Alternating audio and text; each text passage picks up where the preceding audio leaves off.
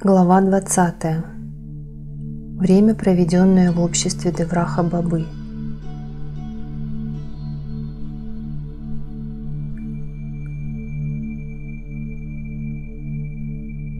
Самадхи в Сасараме. Обстоятельства нашей жизни изменчивы. Я всегда пытался приспособить под себя быстро текущее время, а оно постоянно убегало от меня. Стояло прекрасное время года, когда все вокруг цветет и благоухает. Казалось, что сам воздух в Сасараме, что находится в провинции Рохтас, наполнен вибрациями духовности, в то время как на Кеймуре полыхал пожар ненависти, межкастовой вражды и насилия. Люди были запуганы и невероятно страдали. И именно в это самое время свет духовности распространился из Сасарама во все стороны. Повсюду стали говорить о йоге, который пришел в эти места, чтобы распространять свет духовности. Говорили, что его зовут Пайлан Баба, Махариши Капила Адвайт. Казалось, что сама природа этих мест помогает донести до людей благую весть.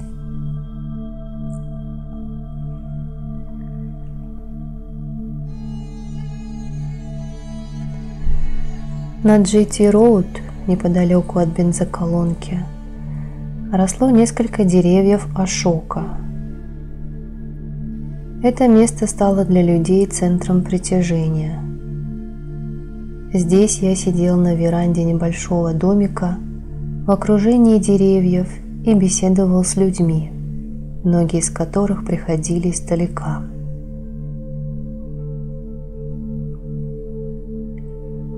Джаганнат Синг хотел силой своего намерения преобразовать будущее родного края, соединив его с духовностью. Для него этот процесс был в нове. Этот пожилой человек тихо улыбался, погруженный в мысли о том, как вписать новые прекрасные страницы в книгу истории.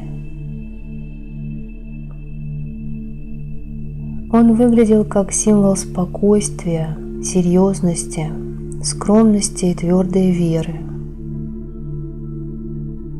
В прошлом он был членом Совета министров штата Бихар. Всю свою жизнь он посвятил борьбе за свободу родной родины. Сражался за независимость, был революционером. В прошлом он был близко знаком с такими великими людьми, как Махатма Ганди, Джавахарлал Неру и Субхаш Чандра Бос. Однако он нисколько не возгордился. По характеру его можно было сравнить с текущей водой. Он был таким же простым и гибким.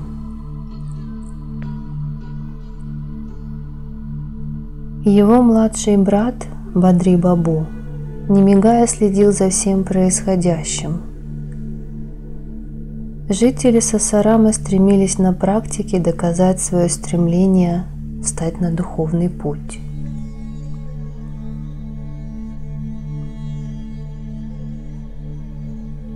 Между деревьями ашоки шла узкая улочка GT-Road, которая вела к тому месту, что исполнял для людей роль ашрама.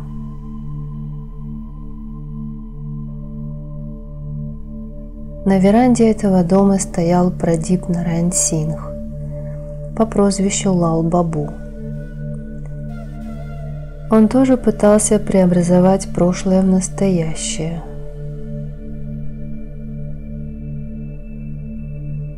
Неподалеку было несколько полянок, целомудренно прикрытых ярко-зеленой растительностью. Хотя природа по сути своей нага, но как стыдливо и женственно она прикрывает свою наготу этим зеленым нарядом. Джаганнатх Сингх пытался выманить меня на эту траву, и я послушался его. Я тоже плыл на корабле воспоминаний, пытаясь одновременно изменить настоящее к лучшему. Я знал и о том, что случилось в прошлом, и о том, что должно было произойти в будущем. И я был знаком с Джаганнатх Сингхом, 70-летним революционером, который посвятил свою жизнь завоеванию свободы. В прошлом он совершил много подвигов. Он скрывался в лесах и тростниковых полях, ведя партизанскую войну с англичанами, не смыкая глаз ни днем, ни ночью. Он никогда не боялся сражений и потому не знал, что такое цепи колониальной неволи. Иностранные захватчики не могли поработить его смелый дух.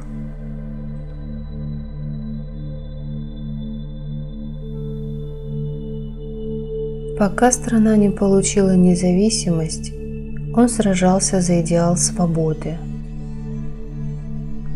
С одной стороны, он столкнулся с лишениями, с которыми сталкиваются борцы за свободу, а с другой он был отпрыском благородного феодального рода и поэтому был окружен роскошью. Но этот благородный человек избрал путь служения Родине. После того, как страна получила независимость, он долгое время был членом кабинета министров штата Бихар. После получения независимости он посвятил себя служению народу. Когда он получил титул министра, то нисколько не изменился. Он был тем же человеком, что и раньше. Он всегда стремился к истине, стремился служить людям. Сегодня Джаганнатх Сингх вновь хотел послужить человечеству, распространяя среди людей идеи духовности. И поэтому он проявлял большую активность на улицах Сасарама. Он достигал успеха во всем, за что бы ни взялся.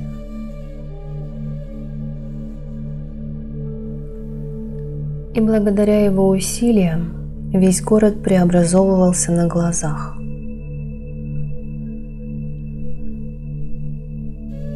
И есть время, когда нужно идти, а иногда следует остановиться на своем пути. Иногда дорога пряма, а иногда извилиста. То перекресток, то опасный поворот, то дорога, уходящая в бесконечность. Я связан с такими местами, как Сасарам и Бисунпура. Я постоянно погружаюсь в события прошлого. Но вот удивительное дело. Люди здесь верят, что я погиб в боях за свободу и чтят мою память.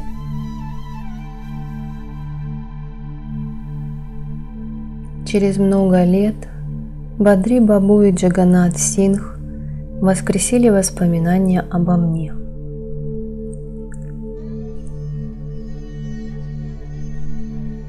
После поры созидания всегда наступает пора разрушения.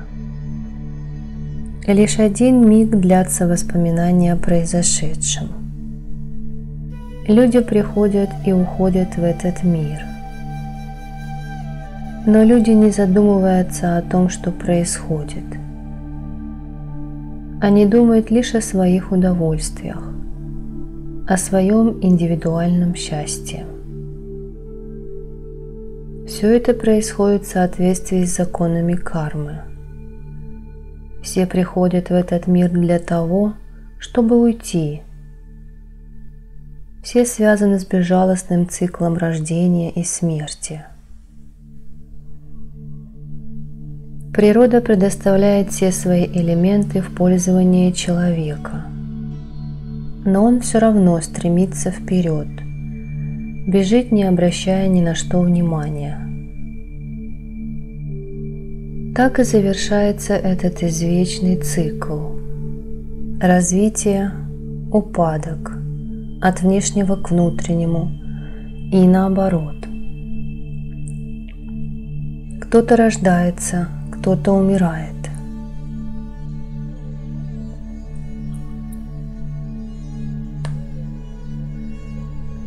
Природа полна загадок. Человек все больше и больше запутывается в жизни, все больше и больше удаляется от природы. Разве человек не понимает, что когда ему придет время покинуть этот мир, он не сможет ничего с собой забрать? Здесь он оставит и свои воспоминания, и все, что было ему интересно в жизни. Уходит только он сам, а когда вновь воплощается в этом мире, то история его жизни начинается с чистого листа.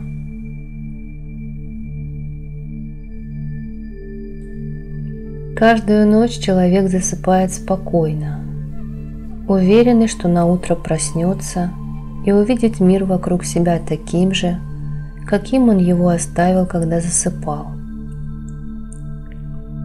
Однако смерти он не страшится, потому что не уверен в том, что вновь воплотится в новом теле. И если бы у человека существовала твердая уверенность в том, что после смерти произойдет новое рождение, то в его сердце не было бы смятения. Он не сходил бы с правильного пути, не терзался бы постоянными вопросами о смысле жизни.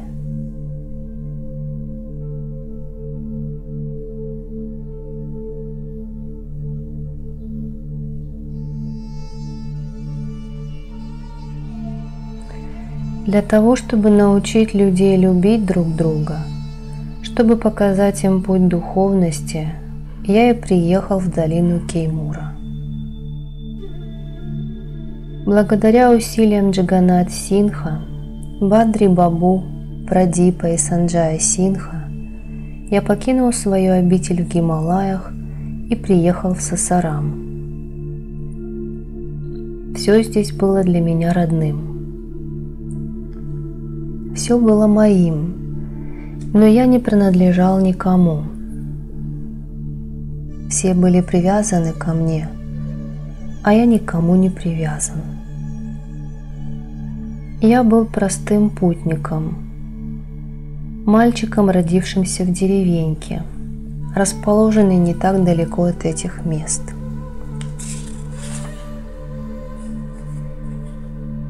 Я вырос, играя на улочках Сасарама, пока не стал путником и не ушел в Гималаи.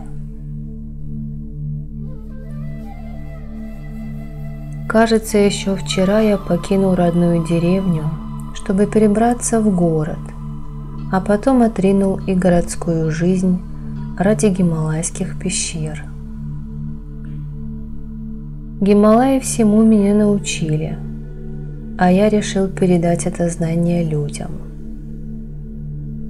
Гималаи – это прекрасное место, где человек чувствует себя свободным, где нет дуализма, симпатий и антипатий, вражды и привязанности. Нет расслабляющей роскоши. Обычно красота исходит от ума, но красота Гималаев – это красота истинного знания. Гималаи указывают всем живым существам путь к спасению. И они послали меня в Сасарам, чтобы я передал людям благую весть, поделился с ними накопленными знаниями, чтобы рассказал о той огромной силе, что сокрыто в каждом человеке.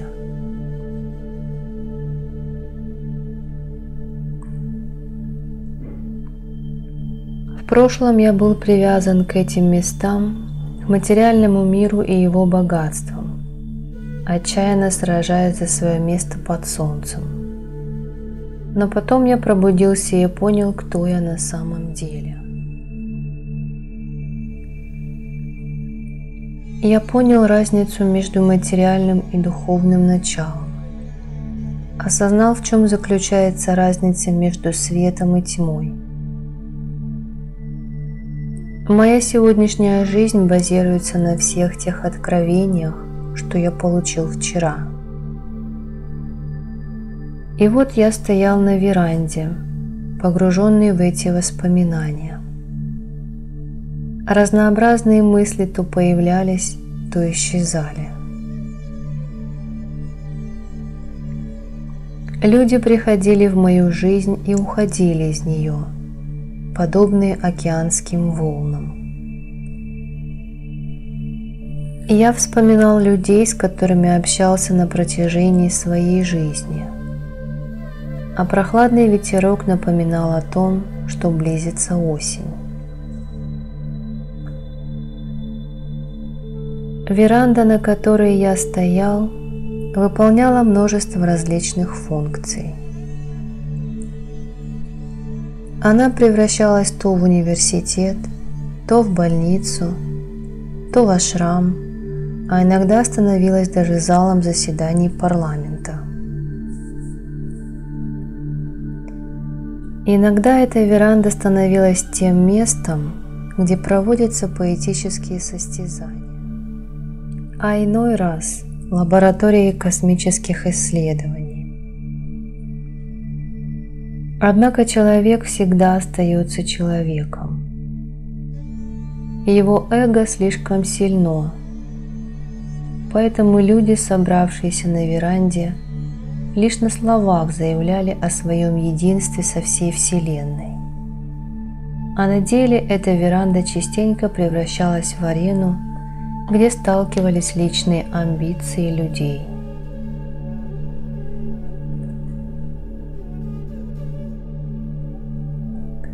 Городок Сасарам, который сам по себе является историческим памятником, в те дни стал предметом оживленных дискуссий. Ведь сюда пришел великий йог для того, чтобы поделиться своим опытом. Люди говорили всякое. Кто-то был полон любопытства, а кто-то преисполнился духовного рвения. Я хотел указать людям путь к просветлению, к познанию самих себя. И намеревался продемонстрировать им на примере самадхи, какими безграничными возможностями обладает каждый человек. Мое предстоящее самадхи собиралось стать частью истории. В этой связи ожидался приезд министра железнодорожного транспорта Кадера Пандея, которого с особенным нетерпением ждали Джаганнат Сингх и Гириш Мишра. Люди задумались о благе общества, а с другой стороны начали осознавать ценность каждого отдельного человека. Но больше всего люди мечтали стать свидетелями удивительного события – самадхи.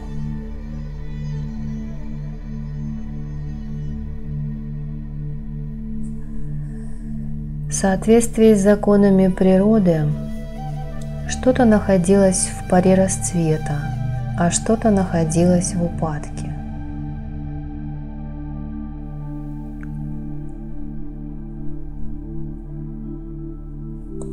Это можно было сказать и по поводу всей страны в целом.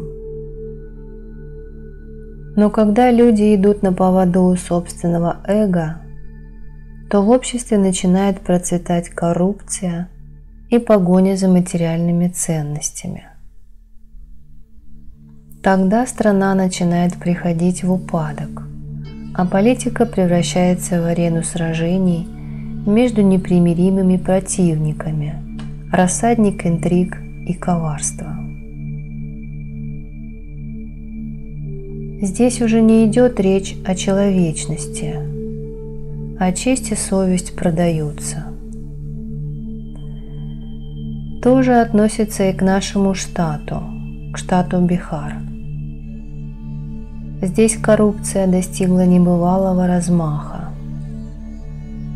Брахманы и более низкие касты находятся в состоянии непрерывного противостояния.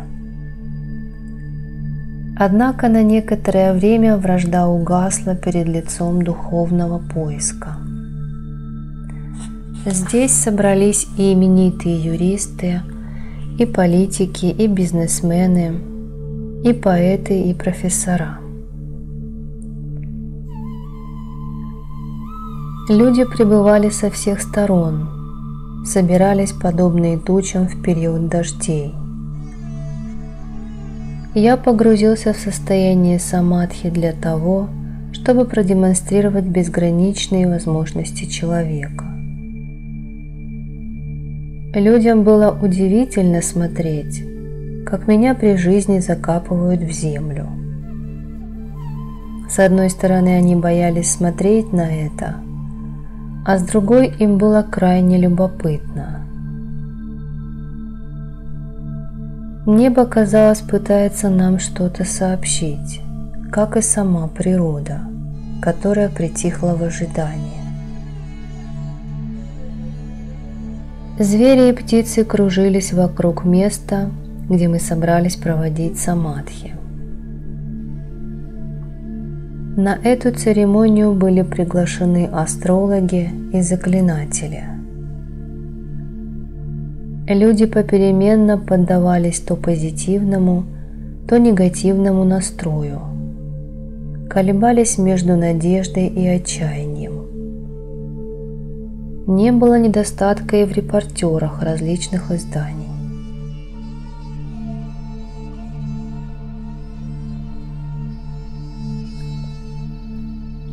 На церемонию приехал министр из правительства штата Бихар Шанкардаял Сингх, который с интересом разглядывал место предстоящей церемонии. Приехал министр Л.П. Шахи вместе со своими приближенными. Люди приходили с искренними благословениями, с глубокой верой. Церемония перед самадхи была открыта торжественным заседанием. Первым на сцене выступил председатель Конгресса, изучающий проблемы языка Бходжпури, министр Прабхунатх Сингх, который в своей речи остановился на причинах, из-за которых в настоящее время язык Бходжпури находится в упадке.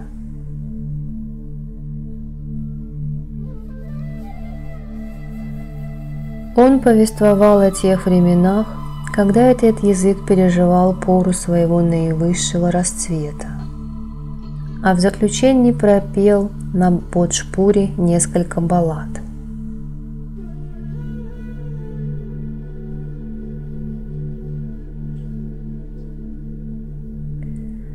Выступали и другие ораторы, такие как Шива Сингх, отшельник Сакхата Сарасвати Гита и отшельник из хижины Тачор.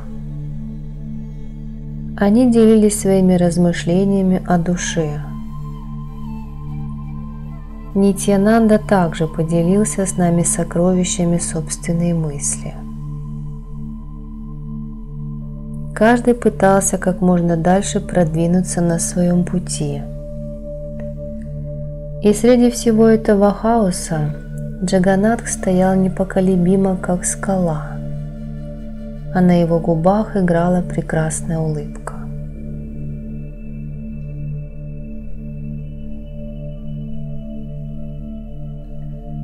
Здесь также присутствовала группа врачей и медицинских работников, которые собирались внимательно наблюдать за происходящим.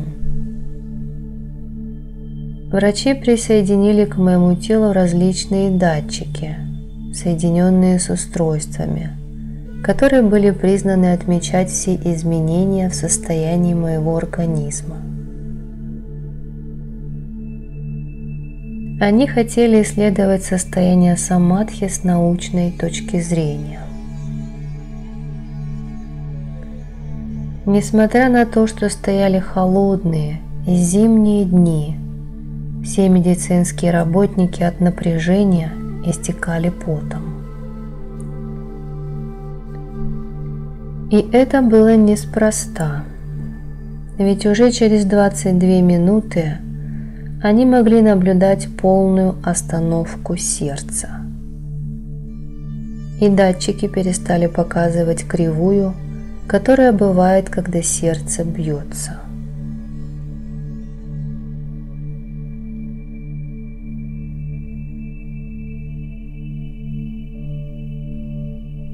Показания кардиоприборов полностью совпадали с теми, которые бывают у человека после инфаркта.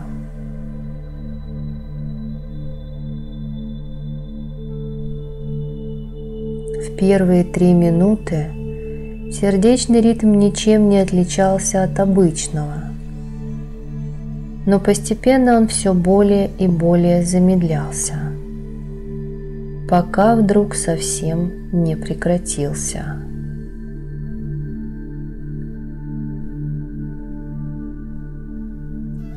На 2 долгих минуты мое сердце полностью остановилось, а потом оно то начинало биться, то замедляло, то убыстряло свой ход.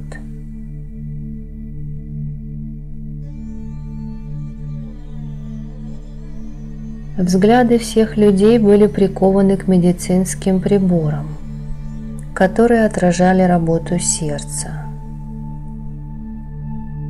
Оно вновь остановилось примерно на 4 минуты, когда мое дыхание было особенно глубоким.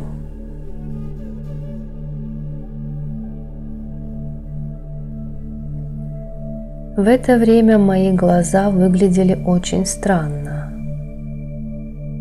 но по прошествии некоторого времени все опять пришло в норму. Так это и продолжалось. Сердце то убыстряло свое биение, то совершенно замедлялось.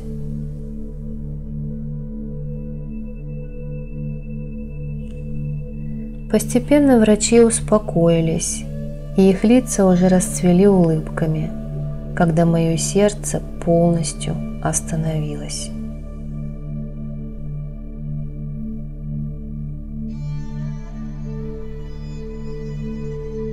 Другие приборы тоже не показывали никаких признаков жизни в состоянии моего организма. Таким образом, прошло 22 минуты.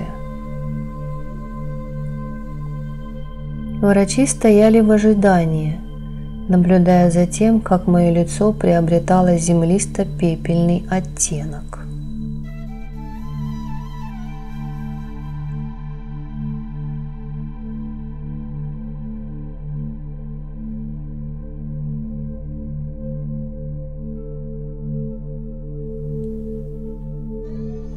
Если человека с такими показаниями приборов и с такими внешними признаками привозят в больницу, то говорят, что его привезли уже мертвым.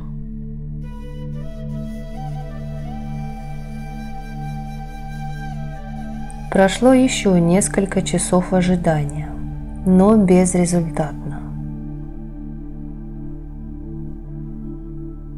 Кардиограмма не показывала никаких изменений. И врачи наконец сказали: «Баба умер», и отключили приборы.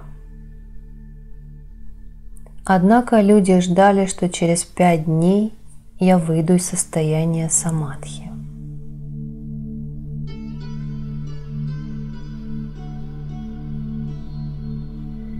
В это самое время я, разорвав всякую связь с внешним миром, путешествовал в тонком мире. Врачи уже отчаялись. Они проводили проверку каждый день, но скорее для проформы. Йога – это великая наука, возможности которой находятся далеко за пределами возможностей обычной физики. Поэтому современные ученые не в состоянии исследовать такой удивительный феномен, как самадхи.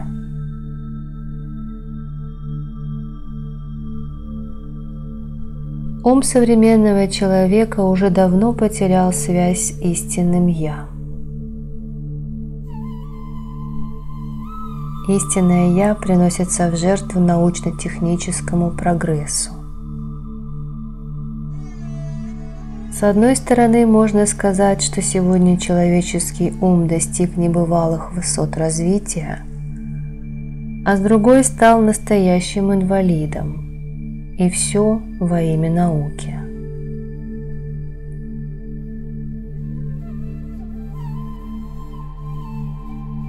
А человек все равно хочет чего-то добиться в этой жизни. Но собственный ум не позволяет ему это сделать, потому что ум признает только победы и достижения и заглушает тихий голос души.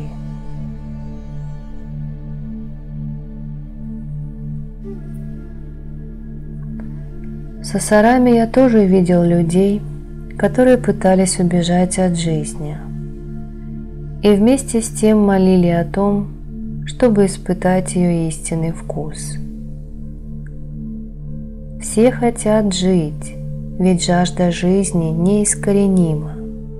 Но по мере того, как человек сражается в жизненных перипетиях, он часто устает, и у него уже ни на что не остается сил.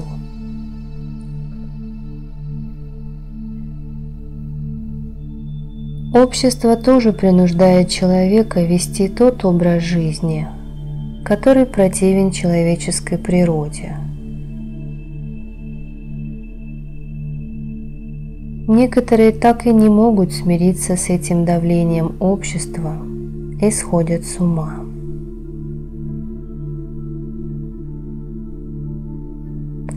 Но человеку все равно приходится идти вперед, хочет он этого или нет, потому что он находится на грани между жизнью и смертью, между истиной и кармой, с которой он связан. Человек хочет идти вперед, но не может, и остановиться он не может тоже.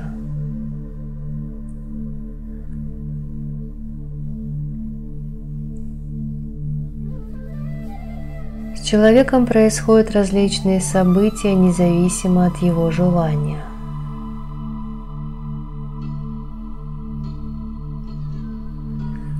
Все то же самое происходило и в Сасараме. Люди погружались в пучину отчаяния или питали новые надежды. Политики сеяли между людьми межнациональную и межкастовую вражду. И все были жертвами этих интриг. И профессора, и политики, и религиозные деятели, врачи, бизнесмены и министры, даже воры и разбойники. Люди, чья жизнь проходила в атмосфере постоянного страха, искали утешения. Они, скованные цепями вражды и привязанности, уважения и позора, проводили свою жизнь в вечном противостоянии друг другу. У воров и разбойников в этих местах руки были полностью развязаны, потому что они пользовались покровительством местной власти. Простые люди чувствовали себя опустошенными.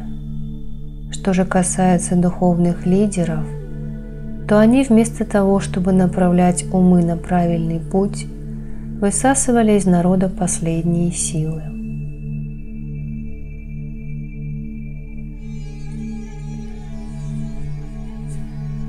Однако несколько дней в этих местах царило спокойствие. Люди перестали опасаться за свою жизнь. Церемония самадхи дала мыслям людей новое направление. Никогда еще в истории Сасарама такого не было. На поляне собралась огромная толпа. Оба брата, Джаганатх Сингх и Бадри Бабу, занимались организацией происходящего. Врачи уже привели все свои медицинские приборы в состояние готовности, ожидая того момента, когда будет скрыто место моего самадхи.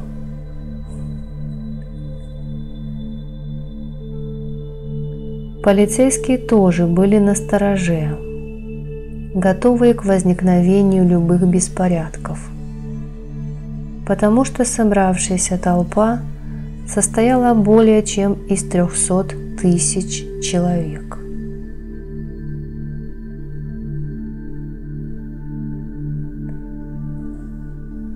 Неожиданно приборы, регистрирующие биение сердца, ожили, и отчаявшиеся врачи вновь заулыбались.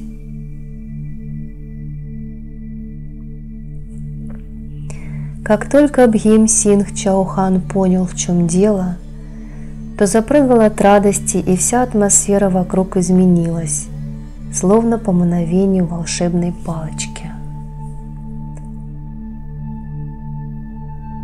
Приборы то регистрировали наличие пульса, то его отсутствие. Через 3 минуты сердце забилось ровно, и я, выйдя из состояния самадхи, предстал перед толпой.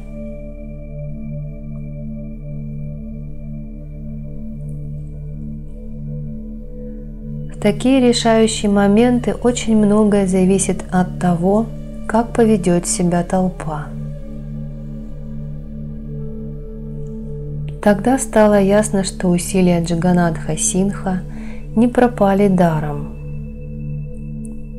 И ему удалось собрать в Сасараме такую огромную толпу, чего прежде никогда не бывало.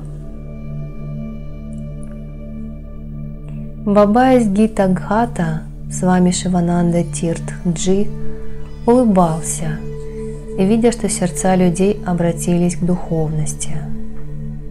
А с вами Нитьянанда благословлял народ молитвой «Ом Намо Шивая».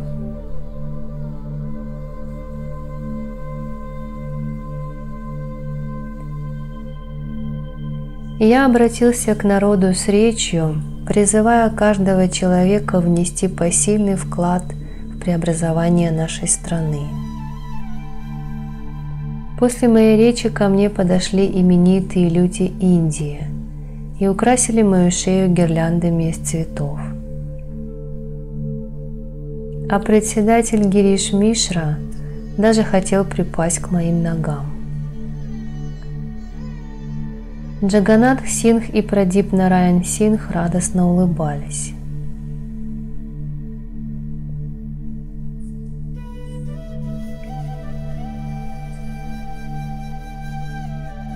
Я приехал в эти места с целью произвести революцию в умах, заставить людей поверить в собственные силы.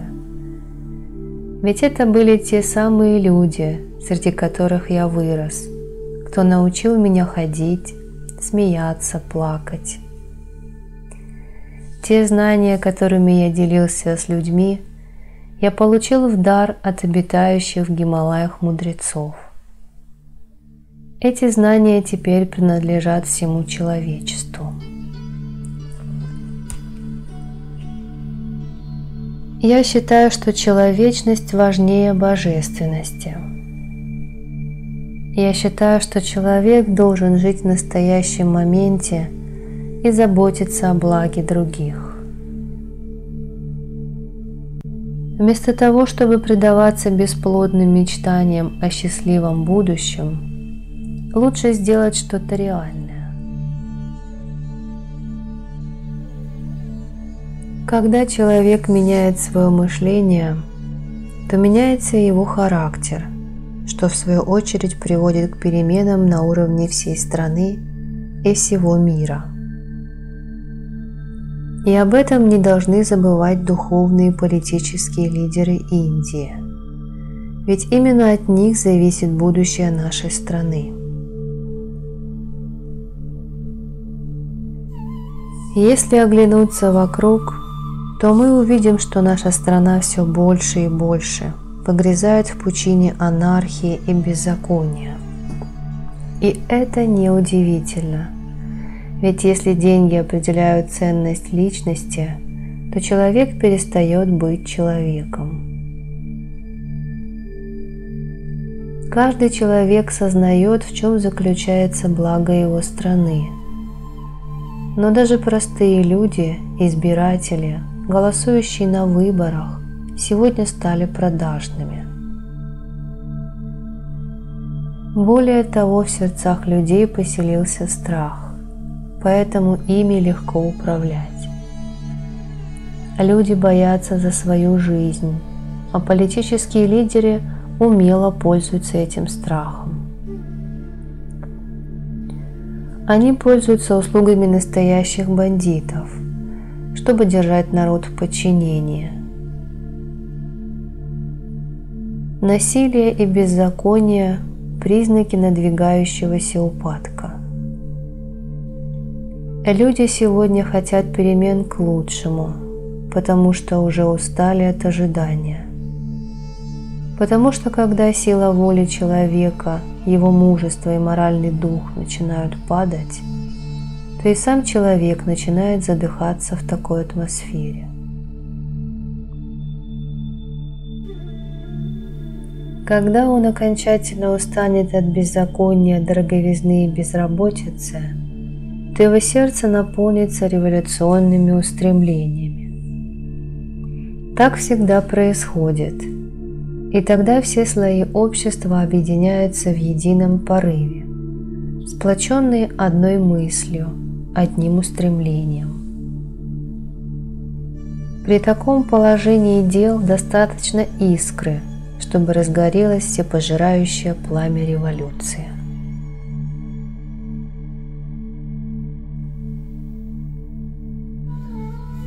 Однако ситуацию могут взять под контроль политические и духовные лидеры. От них многое зависит. И если человек, который стоит у кормила власти, забывает о своих личных амбициях и начинает думать о благе страны, то становится для своих соотечественников героем, о котором будут вечно помнить. Вспомните о таких великих героях. Они всегда придерживались прогрессивных взглядов и призывали страну к объединению. Этих людей нельзя назвать ни политическими лидерами, ни духовными. Это были просто великие люди. Они придерживались твердых убеждений, и их вера была непоколебима. Они руководствовались высокими идеалами, и все, что они делали, делали во благо людей. И все вы должны брать с них пример, ведь в этой жизни вам ничего не принадлежит. Вы все получили в дар у природы.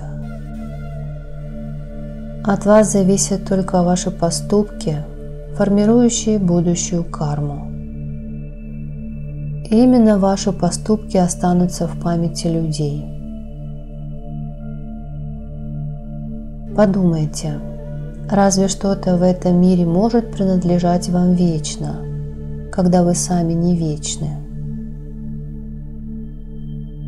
Однажды природа дала вам на время попользоваться своими дарами, но однажды она заберет их обратно.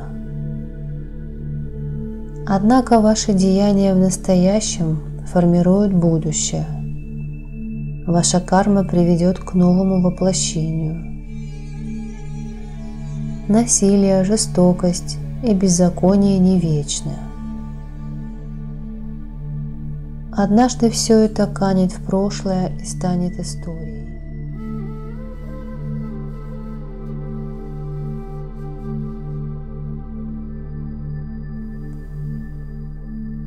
Поэтому каждый из вас должен задуматься о том, что он прежде всего человек. Мы пребываем в этом мире с незапамятных времен и наблюдаем за его игрой. Истинное «Я» никогда не умирает. Меняются лишь наряды и декорации, которые трансформируются в зависимости от предыдущей кармы. И еще вчера вам что-то принадлежало, но уже сегодня оно вам не принадлежит. Мир меняется каждую секунду. Это происходит и со мной, и с вами. Разница заключается только в том, что я осознаю происходящее, а вы нет, потому что вы перестали узнавать самих себя, сбились с истинного пути. Что же касается меня, то мое ложное «Я» умерло, осталось лишь истинное «Я». У вас же наблюдается прямо противоположная ситуация. Вы разбазарили свою веру, свой настоящий характер. Если у человека есть внутренний стержень, то он никогда не собьется с пути. С пути сбивается тот, у кого внутри нет никакого стержня, и он считает, что не существует ничего, кроме проявленного материального мира. Именно об этом я говорил, обращаясь к народу со сцены. И я призывал людей изменить свое мышление, ведь именно мысль формирует намерение. Именно в ней содержатся ростки будущих перемен. Она обладает огромной созидательной силой. Она может привести человека к освобождению, а может запутать его окончательно. Мысль – это основа всего. Именно мыслительные изыскания привели к высокому уровню развития современной науки. Мысль созидает и дает вдохновение. Без нее было бы невозможно сочинять стихи и писать картины. Именно она несет в себе семя будущих перемен. Она несет в себе любовь. Она, подобно капле, отражает в себе весь мир. А откуда появляются мысли? Их питают эмоции человека. А наши эмоции и чувства – это голос внутреннего «Я», проявление божественного начала. Именно поэтому, изменив свое мышление, человек способен изменить общество, страну и все человечество. При виде религиозного рвения толпы святой отшельник Гитагхата расчувствовался. Я же попытался разглядеть в этом человеческом море Джаганнатх-Синха. Но неожиданно мой взгляд оторвался от толпы, и я взглянул на небо. Там я увидел образы великих святых прошлого, которые, улыбаясь, благословляли нас. Их божественные тела были облачены в шафрановые одежды, а исходящие от них лучи касались моего тела. В воздухе можно было разглядеть множество космических кораблей удивительной конструкции. Небо было чистым, но кое-где виднелись легкие облака. Толпы людей подняли пыль, которая тоже клубилась, подобно облакам. На сцене сидело множество влиятельных и известных людей страны. Они подходили ко мне по очереди, выражали свое почтение и произносили небольшие речи.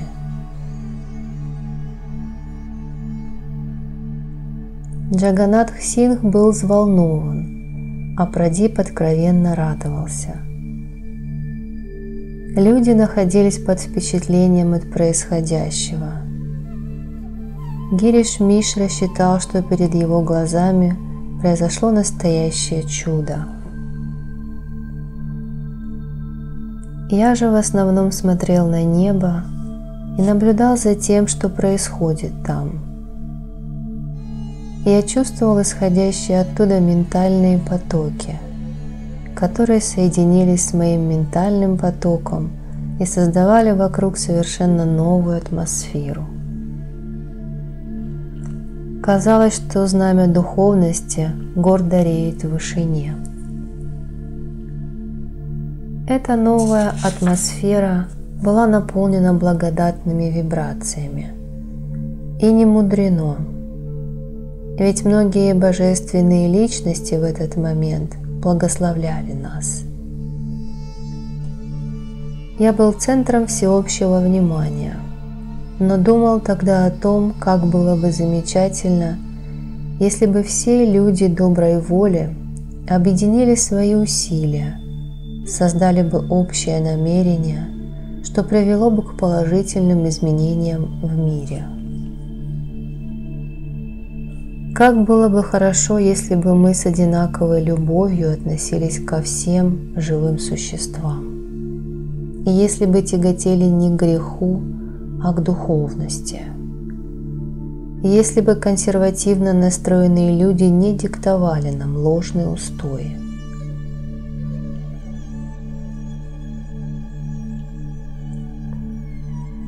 Я мечтал о религии, которая была бы доступна всем людям, где не было бы ни политики, ни кастовых различий.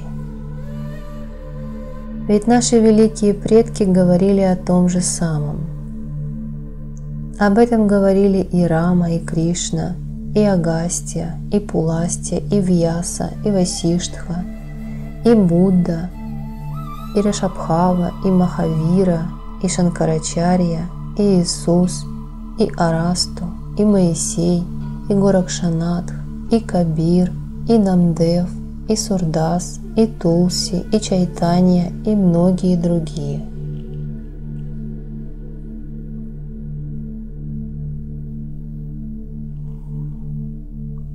Все они говорили о человечности. Однако духовные лидеры современности не хотят исполнять эти заветы прошлого. Они превратили религию в арену сражения, систему, направленную на то, чтобы эксплуатировать простой народ. Разве в таких условиях можно воздержаться от агрессии?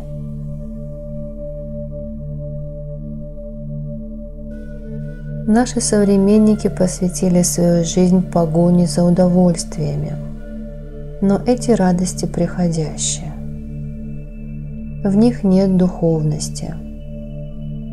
Я начал спускаться по ступенькам. Люди окружали меня со всех сторон, спереди, сзади, справа и слева. Охранники и добровольцы тщетно пытались сдержать мощный напор толпы. В это время мой ум был занят поиском ответов на те вопросы, что его терзали. Ведь и сегодня сотни тысяч людей направляют свои усилия на благо человечества и во имя мира во всем мире. И я тоже прилагаю к этому усилия. Я тоже хочу что-то сказать миру, оставить в нем свой след. Уже долгое время я пытаюсь донести до людей ту весть, что передали мне Гималаи, надеясь на то, что в будущем эти слова сумеют изменить жизнь на нашей планете. Ведь воды рек и ручьев сливаются с водами Инда, а вся природа непрерывно передает нам божественные вести. Может ли человек забыть об этом? И если нет, то он должен уподобиться реке, что растворяет свои воды в океане.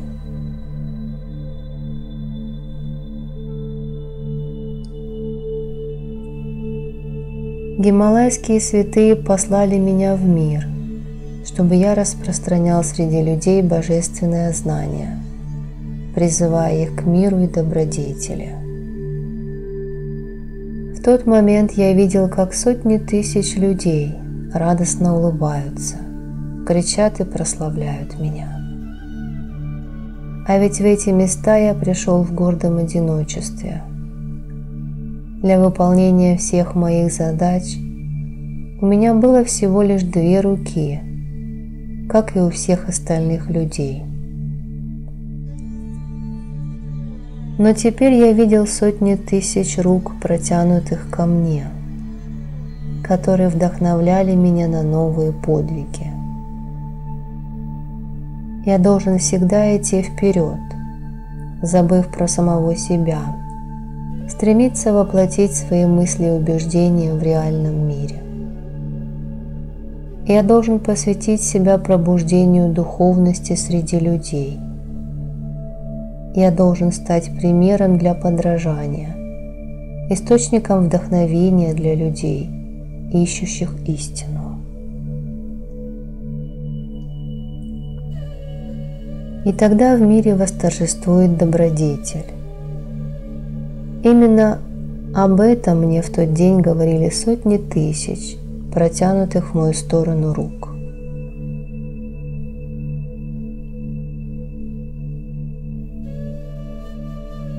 Когда я оглянулся вокруг, то увидел Чандраму Сингх, которая, не мигая, смотрела на меня. Вдалеке стояли другие люди, Хридая Нараян Сингх, а вместе с ним жители деревни. Были среди них и друзья моего детства, и люди, среди которых я вырос, и дальние родственники. Раньше я получал от них любовь и ласку, а сегодня так далеко ушел от них, что и представить невозможно.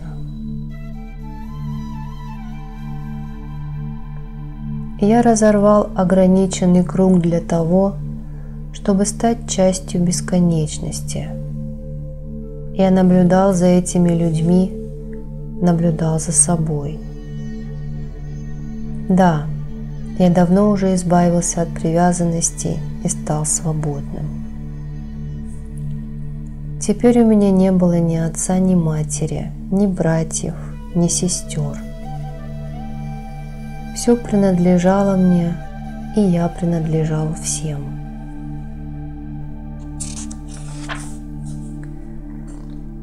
В это время пришел Джаганатх Сингх, чтобы меня забрать. Бхим Сингх, Прадип и Девананда с помощью полиции начали расчищать дорогу. И так я постепенно добрался до машины. Народ окружил меня со всех сторон. Все хотели прикоснуться к моим ногам. Однако понемногу машина тронулась с места. Полицейские, восседая на лошадях, расчищали для нее дорогу. Среди толпы я видел тех, с кем не встречался уже 20 лет, друзей из своей прошлой жизни. Я дал им знак, чтобы они следовали за мной, и начал продвигаться вперед. Толпа следовала за мной, запрудив неширокую улицу. Движение на TG Road остановилось. Я возвратился в эти места по прошествии долгого времени.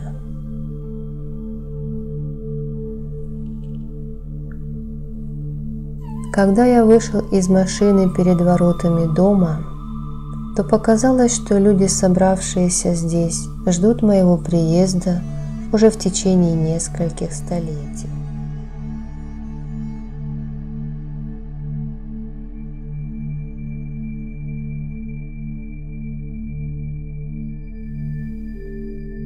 Толпа была настолько плотной, что джип пробирался сквозь нее целый час, хотя до дома было уже недалеко.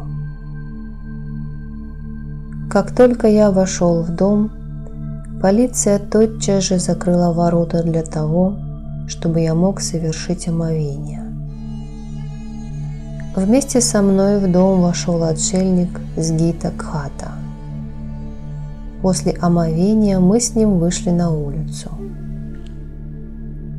Джаганнатх Сингх познакомил меня с почетными гостями. Профессор Гангули задал мне сложный вопрос. Вероятно, для него он был особенно важным. Минут 5 я отвечал на этот вопрос. Профессор казался очень довольным, потому что до этого он обращался с этим вопросом к прославленным духовным учителям, но никто не смог ему помочь.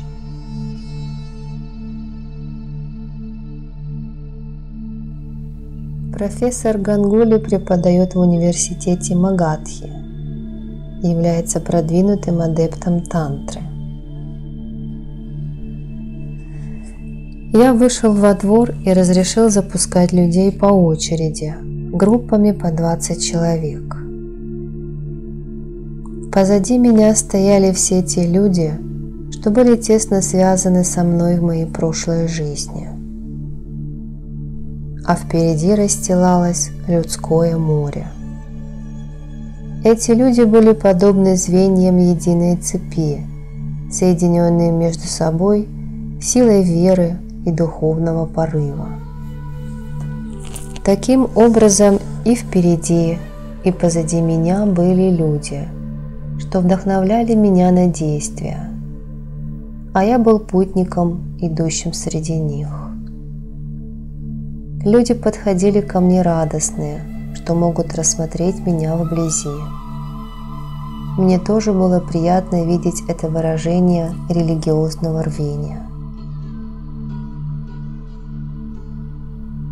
Позади меня расположились и Бабу Чандрама Сингх, и Хридая Нараян Сингх со своими сыновьями Кришной и Махендрой. Камла и Вимла помогали организовывать встречу с народом. Как все изменилось здесь. Кажется, еще вчера я жил среди этих людей, а сегодня предстал перед ними в совершенно новом качестве. Ведь я был сыном Чандрамы Сингха и младшим братом Хридая Нараян Сингха. Один из них был отцом моего физического тела, другой сыграл огромную роль в моем формировании как личности. Джагдиш Сингх и Виджай Нараян Сингх были моими двоюродными братьями. Камла и Вимла были братьями моей мачехи.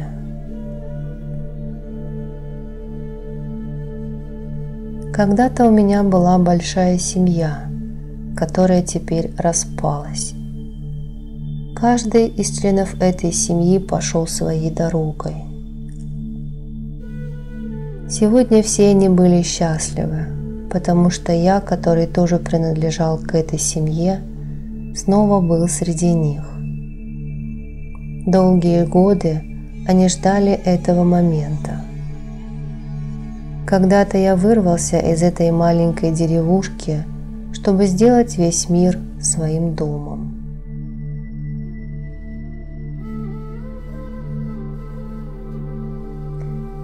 Джаганнатх Бабу представил мне многих влиятельных людей этих мест, а также принес огромное количество документов и писем, поступивших на мое имя. Рассказал также и о том, что министр железнодорожных путей сообщения Кедар Пандей и его жена Камла Пандей нездоровы. Поведал и о других новостях, о наших общих друзьях и знакомых. Люди приходили и уходили, я же смотрел и слушал. Поток посетителей не ослабевал. Постепенно наступил вечер. Хридая Нараян Сингх, Камла и Вимла все уже хотели уходить. Джагдиш Сингх подошел вместе со своей женой. Он хотел у меня что-то спросить.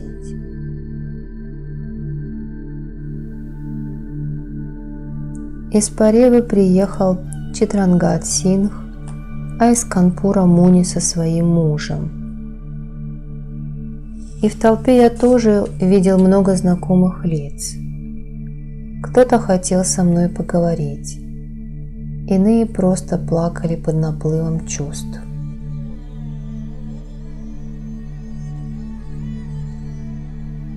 Пока я еще жил в обществе, то доводился кому братом, кому сыном или другом. Но теперь я уже принадлежал всему миру, а мои прежние связи были разорваны. Теперь я был братом и другом каждого. Многие люди просто подходили ко мне, молча смотрели и уходили. Неизвестно, что они хотели мне сказать. Женщины робко выглядывали из-под своих накидок. Они словно хотели сказать: «Узнаешь меня? Я твоя тетя, твоя сестра». И я улыбался и утвердительно кивал в ответ.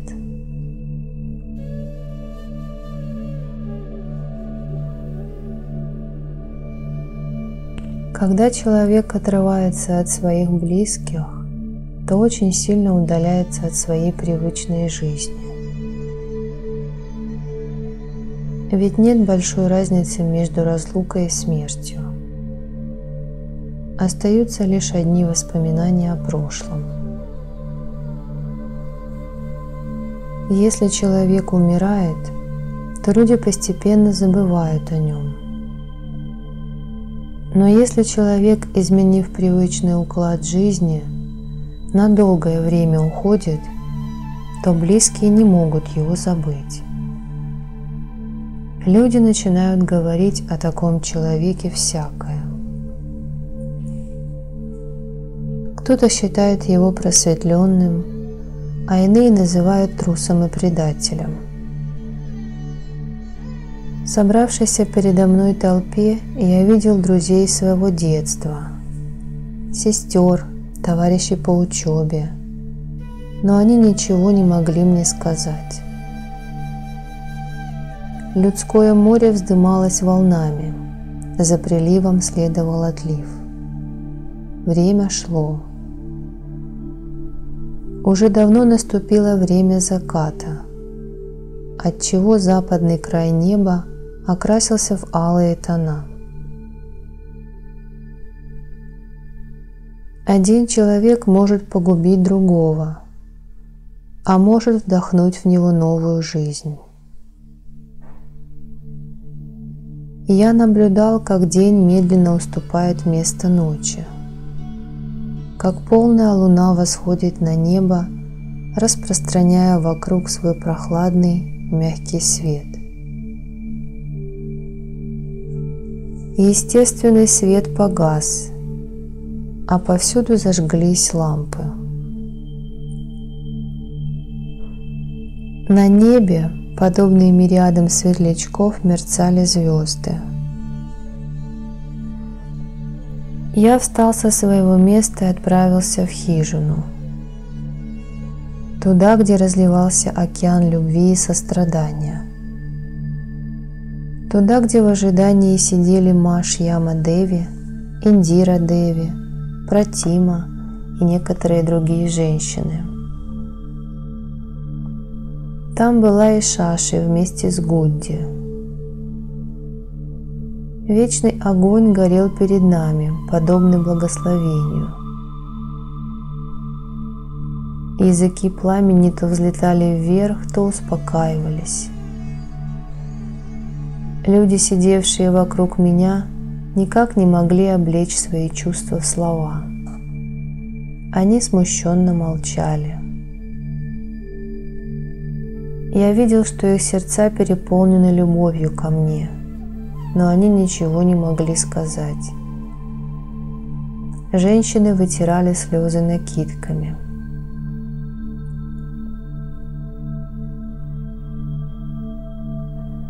Мать Джьоти Пракаша начала настаивать, чтобы я выпил молока, а мать Прадипа уже клала мне в рот сладкий кусочек.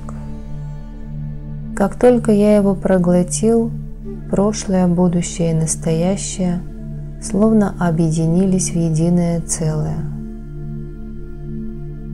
Этот момент моей жизни будто находился вне времени. Время остановилось. И я не пытался убежать, как это обычно делают люди. Я оставался спокойным и неподвижным.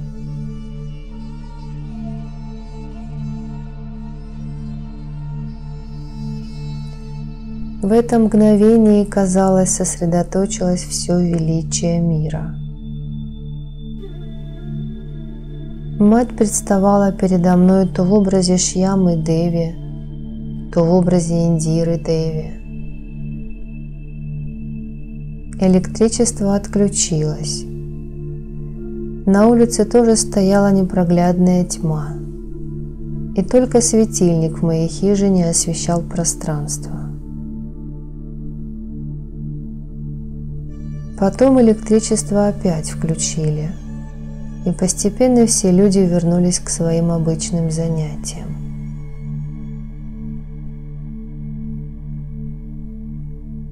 На веранде ждали моего прихода представители местной элиты. Шаши вместе с Гудди и некоторыми другими знакомыми отправились спать в доме Сурендры Синха и доктора Камлы Синха.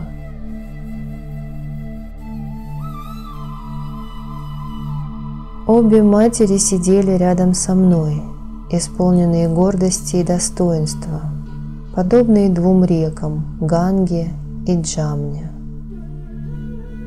Рядом с ними расположилась Пратипха.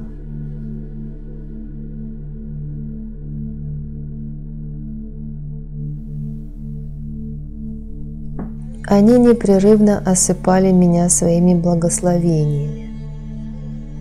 Они также рассказывали мне о прошлом, обо всем, что произошло здесь за время моего отсутствия. Они тоже искали тот благословенный берег, на котором могли бы отдохнуть после тягот долгого пути. Эти женщины своей материнской любовью вдохнули в меня новые силы, а за дверью меня ждали люди, для которых я, в свою очередь, являлся источником вдохновения.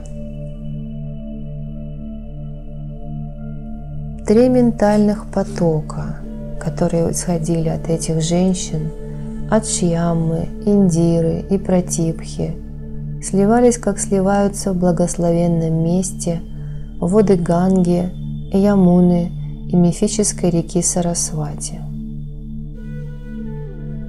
Как сливаются в аджна чакры, исходящие из Муладхары, энергетические потоки Иды, Пингалы и Сушумны.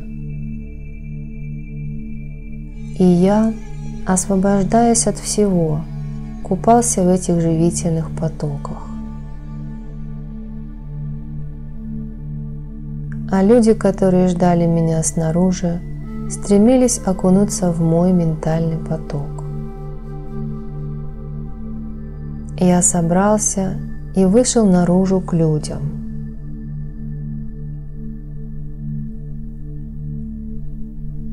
Некоторые из пришедших уговаривали меня поделиться своими впечатлениями, рассказать о том, что я испытал во время самадхи. Однако я молчал и только молча созерцал полураспустившиеся цветы среди лиан, обвивших веранду. Некоторые из этих цветов осыпались, и люди безжалостно растоптали их.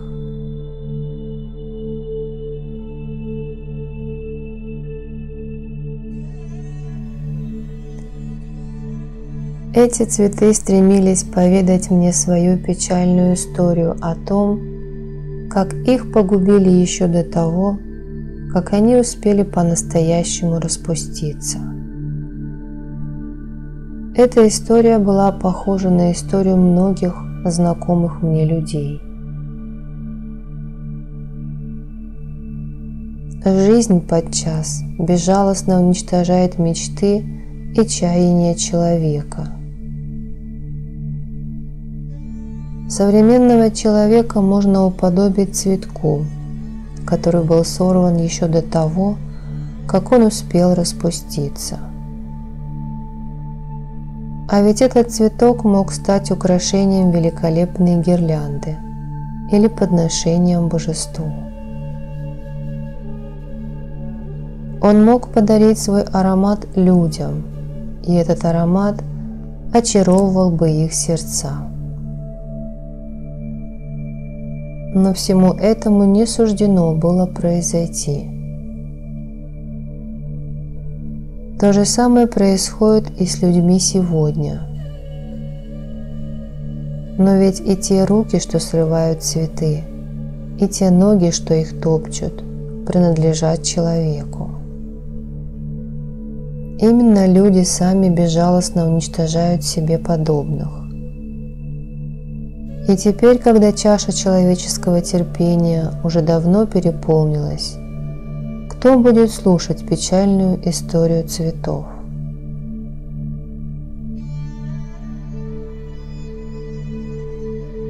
Мысленно я вдохнул жизнь в один из таких увядших бутонов, и он вновь распустился, заулыбался жизни.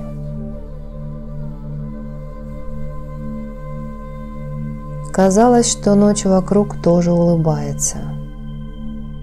Дул прохладный ветерок, который словно беседовал с лианами, что оплели дерево ашоки. На листочках дерева уже появились капельки росы. Между людьми возникла оживленная дискуссия.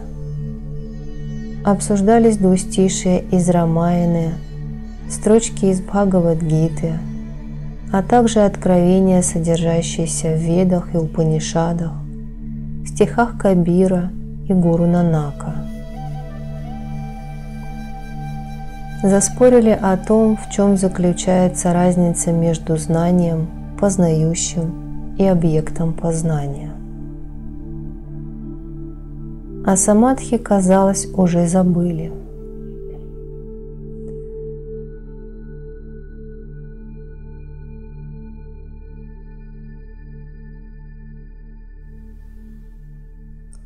В любой ситуации человек не хочет отставать от других. Ему обязательно необходимо высказаться. Что уж говорить об извечной привычке людей давать другим советы, даже если сами они смутно представляют тот предмет, о котором рассуждают. Дело близилось к рассвету, а люди даже и не думали расходиться. Между тем зашел разговор о разных святых, об их сверхъестественных способностях, и в том числе о Девраха-Бабе.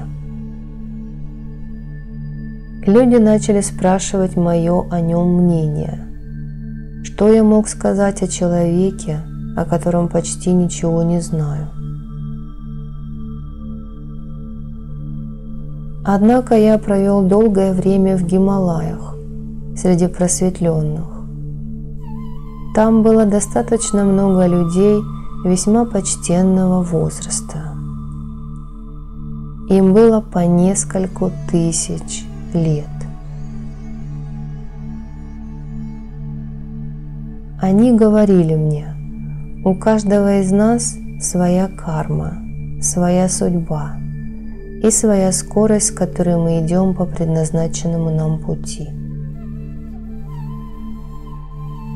Они говорили, что нельзя судить ни о каком святом за глаза, пока сам не убедишься в том, что он собой представляет.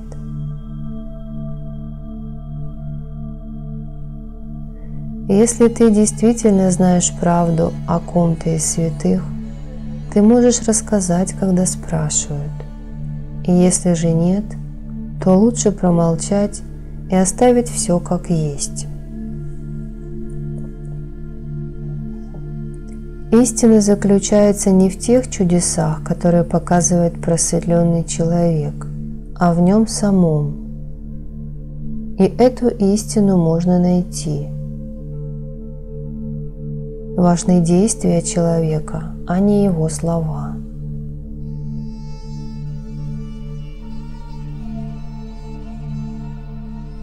Сегодня многие люди становятся популярны и известны, хотя не сделали ничего достойного своей славы. Да что там люди? Даже некоторые животные становятся предметом оживленных дискуссий.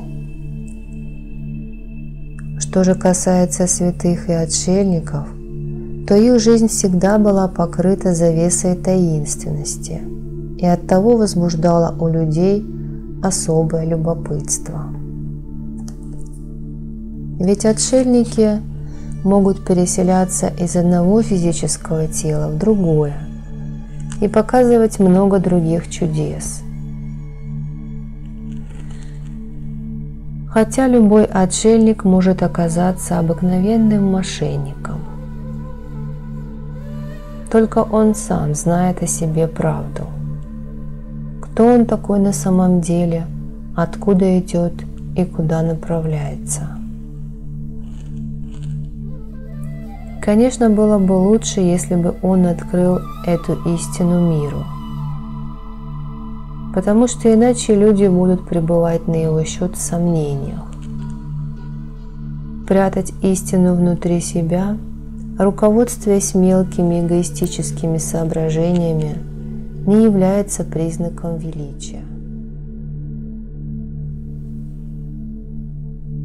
Настоящее величие заключается в том, чтобы открыть истину людям. Какой смысл прятать ее за 7 печатями? В каждом человеке соединились как положительное, так и отрицательное начало. Они в равной степени влияют на его поведение. Сегодня многие святые пытаются познакомить человечество с тысячелетней мудростью.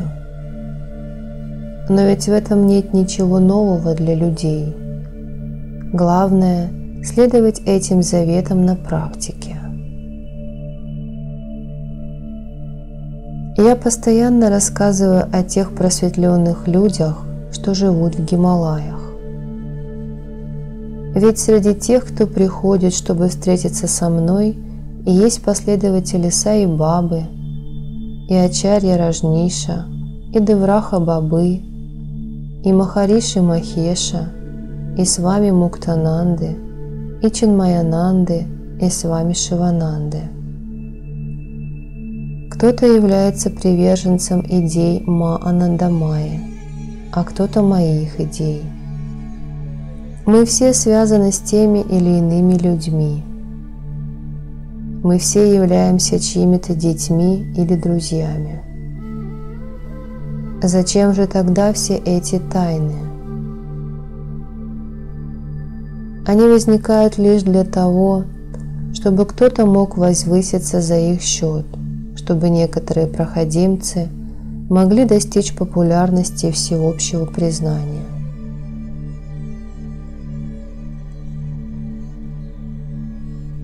Конечно, в распространении этих ложных таинственных сведений нет вины учителя.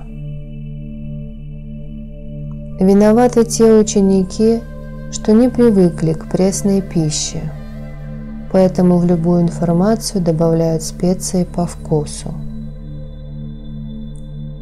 Такие ученики мечтают и вовсе позабыть об учителе и прославить свое собственное имя. И я замечал это даже среди моих знакомых. Они повествовали о каких-то таинственных явлениях, и в их словах не было ни грамма правды. Когда люди спрашивали у меня о том же самом, я скрывал эту завесу тайны и открывал им истину.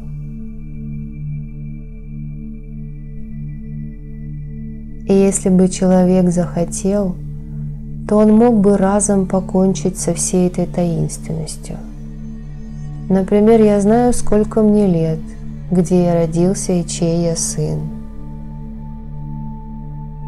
Я знаю о тех дорогах, которые привели меня в мое нынешнее состояние. И это ни для кого не секрет. В этом смысле нет разницы между жизнью обычного человека и жизнью какого-нибудь святого Махатмы. Ведь я говорю об этом физическом теле, а не о вечной душе.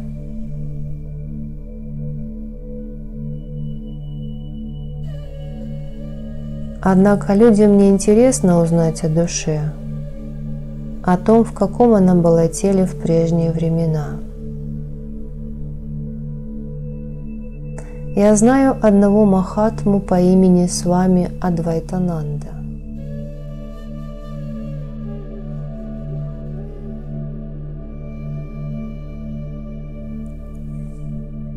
Довольно много времени мы провели с ним вместе в монастыре Горакхпура и в Калькутте. Настоятель Авидьянатх познакомил меня с ним. Жизнь этого отшельника была покрыта непроницаемой завесой тайны. Таинственным было все, что он не делал. Казалось, что у него нет никакой связи с физическим миром. И если же говорить обо мне, то у меня существует длительная и глубокая связь с Гималаями. Каждый ребенок в гималайских деревушках знает меня в лицо. И я также знаком с невидимыми существами и махатмами, которые там обитают. А для Свами Адвайтананды Гималаи были подобны прекрасному сну. Он никогда не видел гору Кайлас или озеро Манасаровар. Но он говорил и писал о том, что его духовный ашрам находится в тонком мире на берегах Манасаровара. Мне любопытно было проверить это. Он же постоянно расспрашивал меня о состоянии самадхи. Он также рассказывал о том, что принимал участие в эпических сражениях Махабхараты, что видел царство легендарных царей Харшавардханы и Викрамадитьи, видел Будду, Махавиру и Шанкарачарью.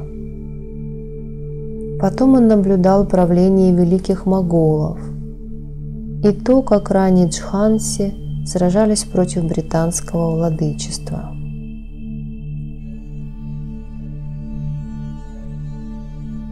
Все это он рассказывал перед толпами людей, которые почтительно ему внимали. Когда люди ушли, я не выдержал и спросил: «Махатма, вы же образованный человек. Вы получили образование в университете Горакхпура, в монастыре Шрингери и даже за границей. Зачем же нагромождать такие горы лжи? Разве вы не боитесь окончательно испортить карму?» На что Адвайтананда ответил мне с улыбкой: «Здесь нет ни капли лжи. Разве я говорил об этом бренном теле? Я говорил о своей бессмертной душе, которая была всегда. Она-то и совершала эти путешествия». Я замолчал, а Адвайтананда продолжал улыбаться. Он признал, что в своем физическом теле никогда не был на Кайласе, а такое путешествие представляется ему невозможным. Однако его мысль достигает тех мест, и там он проводит свою ментальную работу. Именно поэтому он говорит о том, что его ашрам находится на берегу озера Манасаровар. Этот ашрам находится в тонком мире, потому что мысль – это тонкая материя, и она может перемещаться куда угодно, в пространстве и во времени.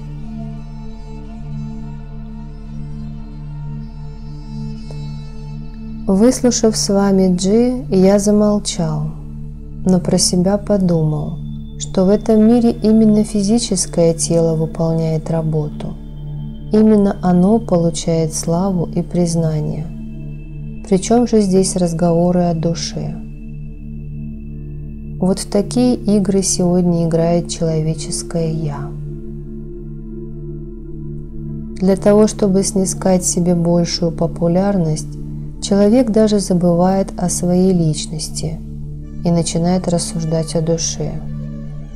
И от человека стало предметом торга, подобным товару на рынке, который заворачивают в привлекательную упаковку, чтобы повыгоднее его продать.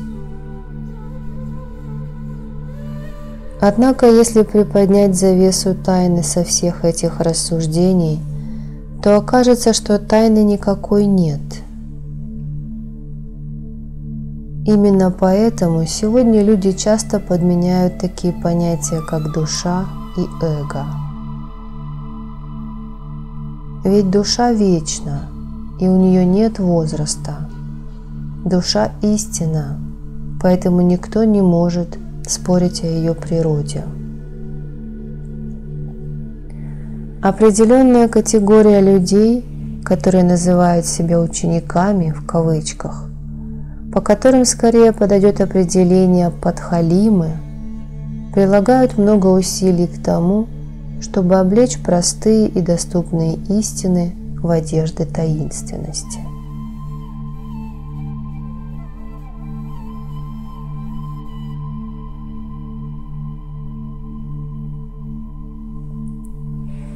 Нантин Баба.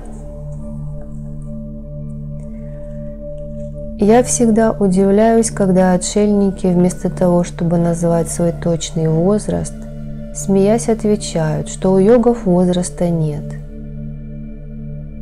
В этой связи мне вспоминается одна история. Это произошло недалеко от Багешвара, на берегу реки Сараю, что является популярным местом паломничества в провинции Альмора. Это небольшая гималайская деревушка, которая временами превращается в ярмарку. Дело было зимой. Стояли холода, когда я возвращался из Пиндари, где шли приготовления к моему самадхи.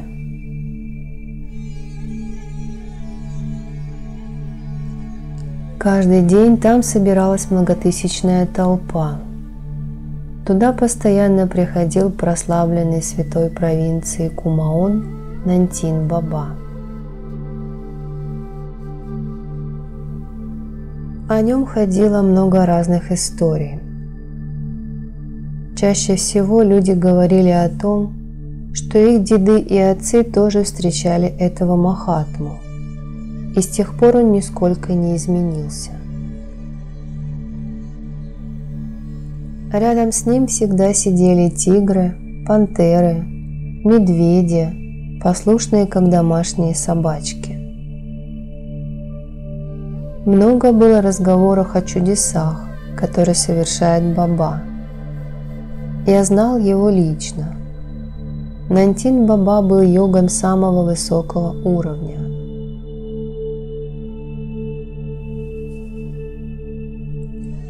В возрасте 16 лет он предавался жестокой аскезе в том месте, где дорога ведет на Пиндаре. Он был учеником в том самом монастыре, где я останавливался. В те времена монастырем руководил старший брат нынешнего настоятеля. Тогда Нантина Бабу звали Сиддхигири. В 18 лет он принял саньясу. До этого его учителем был Латурия Баба из Хальдвани. На местном наречии Нантин означает «ребенок». Такое прозвище он получил потому, что всегда вел себя как дитя. Поэтому очень немногие помнили его настоящее имя – Сиддхигири.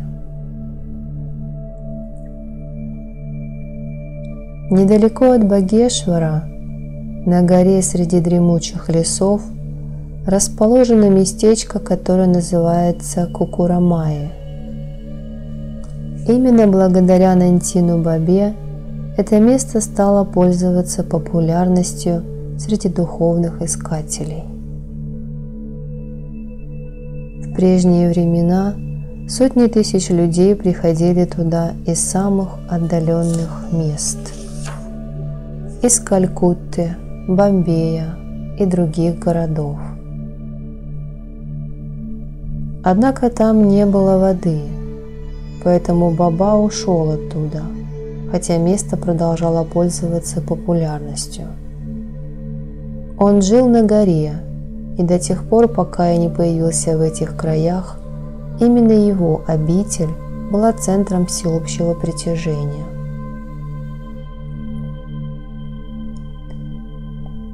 В монастыре остановились его последователи.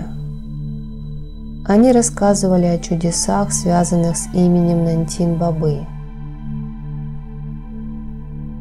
Например, однажды паломники пришли в Кукурамае. Это место было погружено в тишину. Неподалеку от хижины Нантин Бабы сидел тигр, а Нантин Баба ласково его гладил. Тигр положил свою голову ему на колени. Охваченные страхом, они уже хотели убежать, когда Нантин Баба их позвал. Двое паломников опасливо подошли к нему. Баба велел тигру удалиться, и тот его послушался, медленно ушел. Паломники подошли к отшельнику, прикоснулись к его ногам.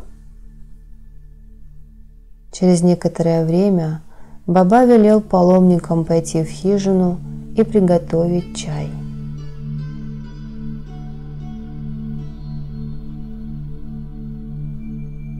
Когда паломники зашли в хижину, то увидели, что там ничего нет. Как же приготовить чай? Пошли спросить у Бабы. Тот со смехом отвечал: «Идите, дети мои, там вы все найдете». Они вновь вернулись в хижину и увидели, что там есть все и плитка, и вода, и чай. Они приготовили чай, а Баба угостил их печеньем. «Нельзя сказать, сколько лет Нантину Бабе», — говорили они. «Он то появляется, то исчезает, таинственная личность». Один из таких последователей спросил меня, хорошо ли я его знаю. Я кивнул утвердительно в ответ. Тогда этот человек спросил, как долго я его знаю. Я сказал, что уже около 10 лет. Потом я в свою очередь задал вопрос, зачем нужно было столько проблем? И если Баба может запросто создавать вещи из пустоты, то он мог бы просто материализовать чашки с чаем, а не заставлять вас готовить чай. Какая необходимость была в том, чтобы материализовывать котелок, воду, чайную заварку и сахар? Услышав мой вопрос, люди засмеялись. Атмосфера вокруг разрядилась. Я призывал их успокоиться, но куда там?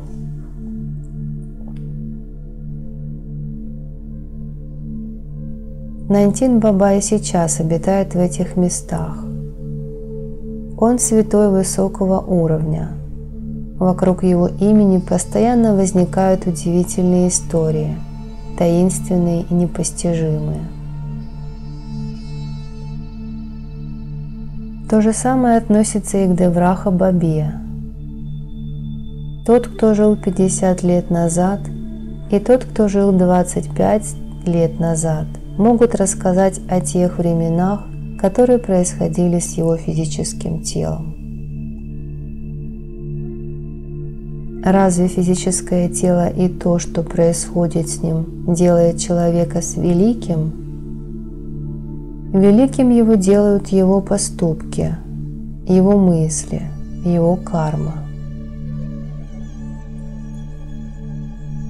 Девраха Баба – великий святой, символ духовности.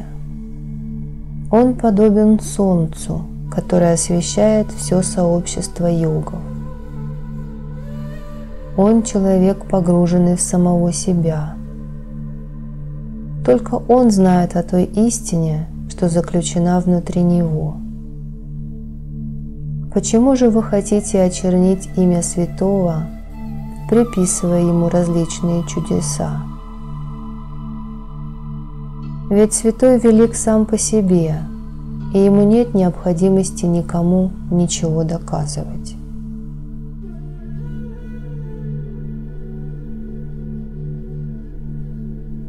Он провел более 150 лет среди людей, и все это время он размышлял о благе человечества.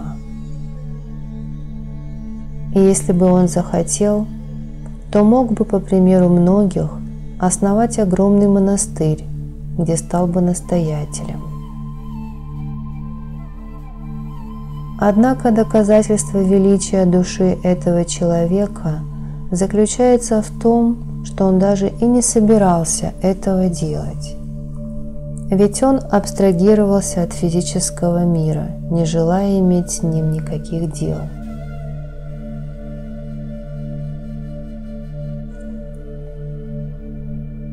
До 14 лет он бродил по улочкам родной деревни. 22 года он провел в странствиях, и только потом пришел на берег реки Сараю, где обосновался для своих духовных практик и аскезы. Конечно, чудеса всегда ассоциировались с личностью настоящего йога или святого. Святой идет своей дорогой, но люди слагают о нем легенды. У каждого святого существуют собственные привычки, свой собственный уклад жизни, где бы он ни жил, на берегу реки, в горах, в полянах, в деревне или в городе. Так и привычки Девраха-бабы складывались в течение длительного времени. Мы не можем проследить развитие личности человека на основании лишь небольшого отрезка его жизни. Точно так же, как мы не можем судить о протяженности и величии Ганги, стоя на ее берегу. Однако, если мы захотим, то можем проследить весь ее путь, начиная от истоков и заканчивая тем местом, где она сливается с морем.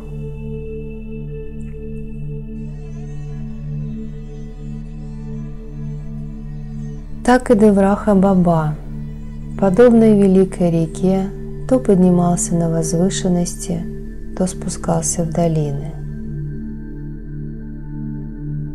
Когда он спускался к людям, то распространял вокруг себя вибрации любви, духовности и ненасилия. Он, как река, шел между двух берегов – берега жизни и берега смерти. И волны пытались прибить его то к одному, то к другому берегу. Но Баба все время оставался спокойным. Так и людские пересуды подобны волнам. Иногда возникает какая-то особенно высокая волна, и тогда рождается новый слух или новая легенда.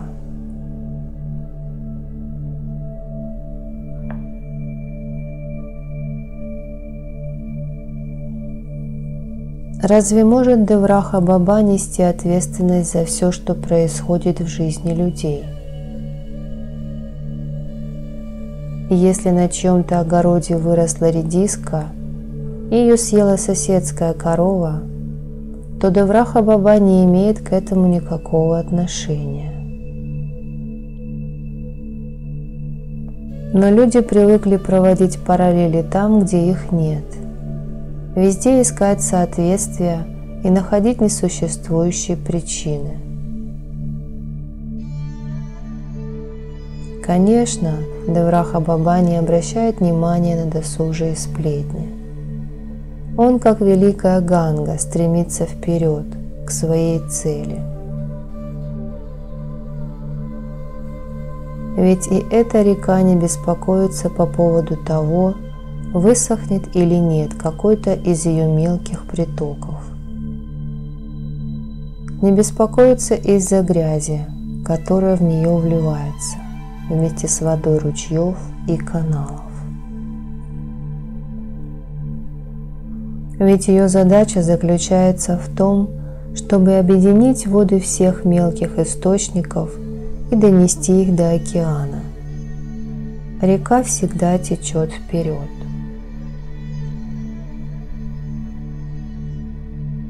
Люди приходят на Гангу, мечтая об освобождении, совершают в ней омовение, потом уходят. Таким образом, именно люди приходят к реке, а не река приходит к людям. Ганга сама не зовет притоки, чтобы они стремились к ней, не делает различий между богатыми и бедными. Однако брамин, сидящий на ее берегу, прекрасно разбирается в этих различиях. Таким же образом люди приходят к Девраха-бабе, чтобы он указал им путь к освобождению. Здесь тоже нет никакой разницы между богатыми и бедными. Разница возникла лишь благодаря тому, что у каждого человека своя собственная карма. Однако святой, как и река, не останавливается в своем движении. Он не принадлежит никому.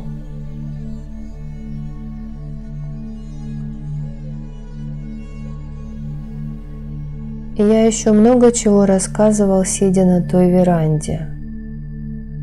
Люди, которые собрались вокруг меня, слушали как зачарованные. Время шло. Наступила глубокая ночь. Джаганнатх Бабу постоянно просматривал на свои часы. Кто-то из людей хотел уйти, а кто-то еще остаться и послушать. Я же погрузился в воспоминания о Девраха Бабе, потому что неоднократно получал у него благословение и духовную поддержку. Люди очень хотели узнать о нем побольше, потому что о Девраха Бабе ходило много слухов, из которых рождались вопросы, требующие разрешения.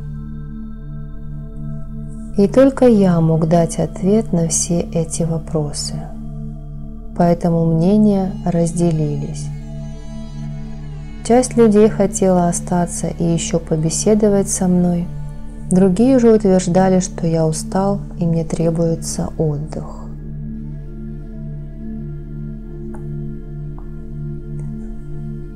Самадхи – это эликсир бессмертия для человека. Тот, кто сумеет погрузиться в это состояние, получает в дар вечную жизнь. После выхода из самадхи тело человека наполняется новыми силами. Он уже никогда не чувствует усталости. Именно поэтому я сказал людям, что я бодр и полон сил. И если они хотят послушать о Девраха Бабе, то я готов им о нем рассказать. Я могу рассказать о нем правду, потому что я, как и он, уподобился реке. А природа всех рек едина. Они все вбирают в себя многочисленные притоки и текут к своей цели, к месту слияния с океаном, между двух берегов, между жизнью и смертью.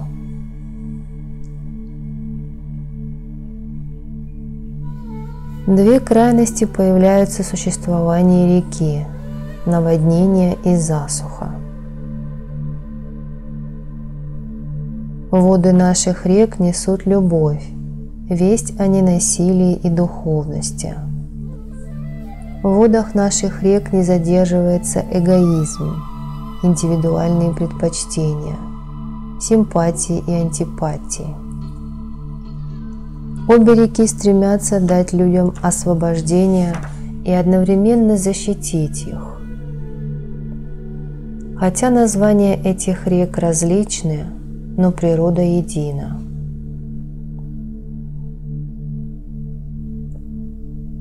Обе эти реки – великие реки, хотя сами по себе они не существуют.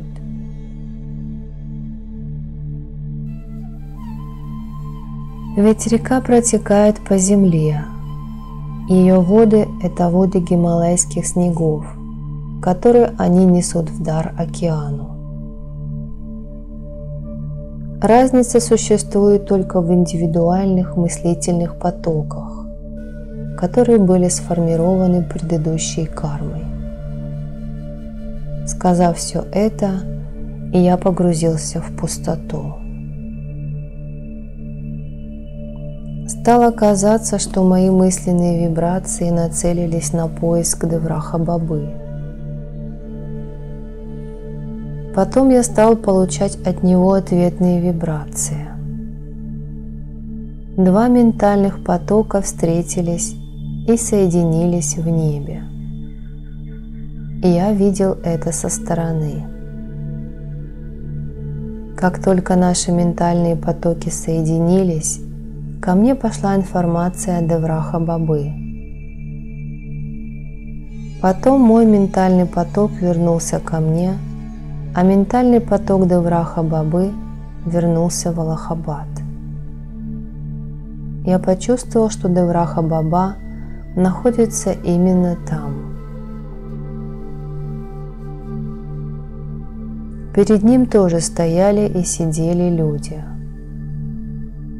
Мысленным взором я увидел, что он, сидя на возвышении, говорит с людьми. Одну руку он вытянул вперед, подчеркивая этим жестом свою речь. Его слова были полны безграничной любви.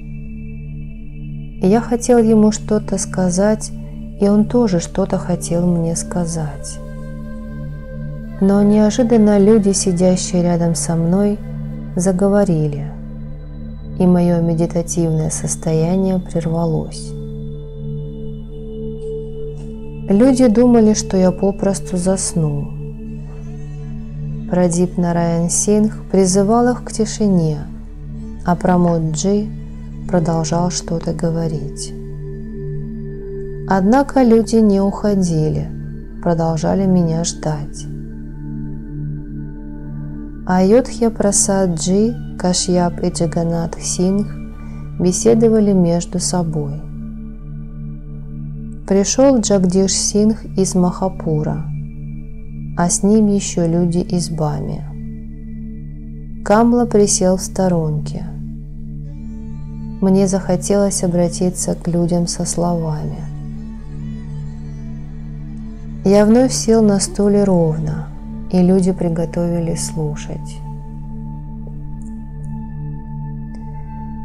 Я рассказал, что только что установил связь с Девраха Бабой, что он в тот момент находится в Аллахабаде, на берегу священной Ганги. Там происходит ярмарка, которую устраивают в конце месяца Магх. И я собирался рассказать людям всю правду о Девраха Бабе, потому что он действительно великий святой. Я провел с ним много времени в странствиях и хотел рассеять все те ложные слухи, которые о нем ходили.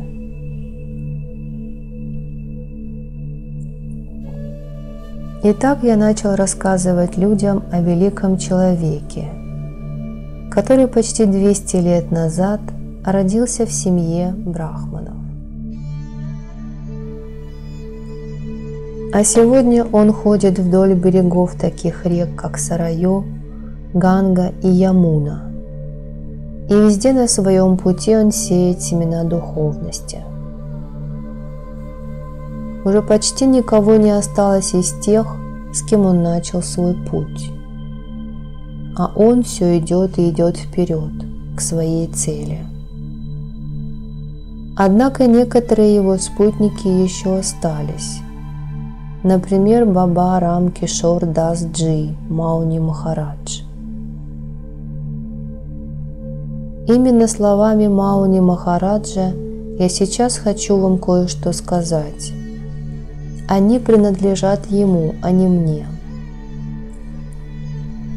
Мауни Махарадж и сегодня живет на берегу реки Банси, у деревушки Барва, что находится в округе Чампара. Эта деревушка расположена неподалеку от базара Пачрукия, рядом с городком Падрауна Девриятх. Мауни Баба живет там, в маленькой хижине, уже 110 лет. А раньше он обитал на Шмашане, в месте сожжения трупов. Родился он также недалеко от округа Чампара.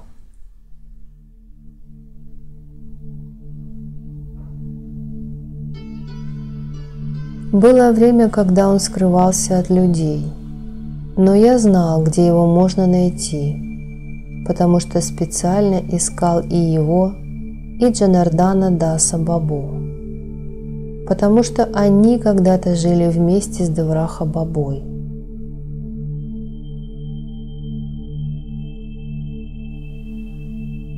Однажды Шарада Деви и Лалита Деви, жены Джитендра Синха и Вирендра Синха, сообщили мне, где найти Мауни Бабу, прибавив, что он находится там вместе с Девраха Бабой.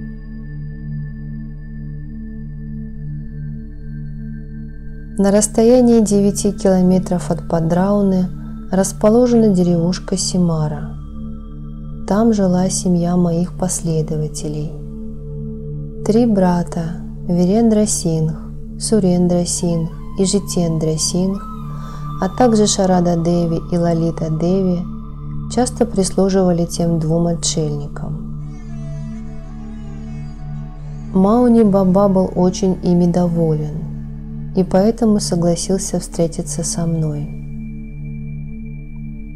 Потом я еще раз пришел к нему с визитом вместе с министром центрального правительства, когда там был и Баба Рамкишор Дас. Хижина была маленькой и грязной. На кровати сидел Баба. Его тело казалось уже достаточно дряхлым. Рост около 7 футов, длинные руки и уши. Он поприветствовал нас с улыбкой. Баба много говорил как о прошлом этих мест, так и о его будущем. Баба рассказывал о временах, когда в этом районе правили набобы, что было примерно 150 лет тому назад. Когда он начал вспоминать о своей жизни в то время, то неожиданно замолчал, как будто задумался. Молчал он довольно долго. Потом начал обращаться к нам на «вы», как говорили в старину.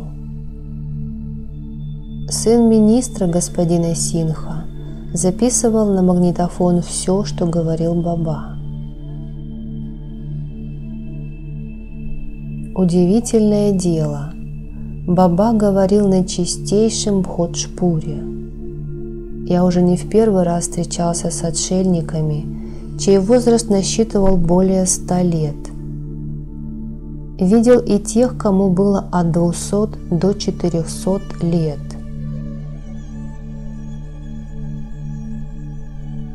Баба Ситарам Дас сказал мне, что именно Мауни Баба и Джанардан Дас больше всего знают о Девраха Бабе.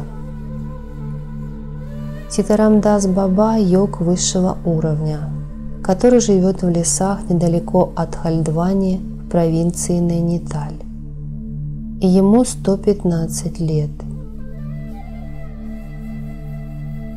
Я уже упоминал, что встречался с отшельниками, чей возраст насчитывал более 100 лет. Но для других людей это был удивительный новый опыт. Баба сначала рассказывал о событиях, которые происходили в Падрауне в промежуток от 150 до 50 лет назад, а потом стал повествовать о том, о чем я его расспрашивал. Он говорил: «Мы 3 самые близкие друзья. Я, Саликрам Дас и Джанардан. Саликрам Дас родился в семье брахманов. Джанардан Дас принадлежал к касте пастухов-ахиров, а я из касты воинов-раджпутов. Первые 22 года мы везде ходили вместе, а потом Саликрам Дас стал жить в Дигаре, и поэтому его прозвали Диярха Баба.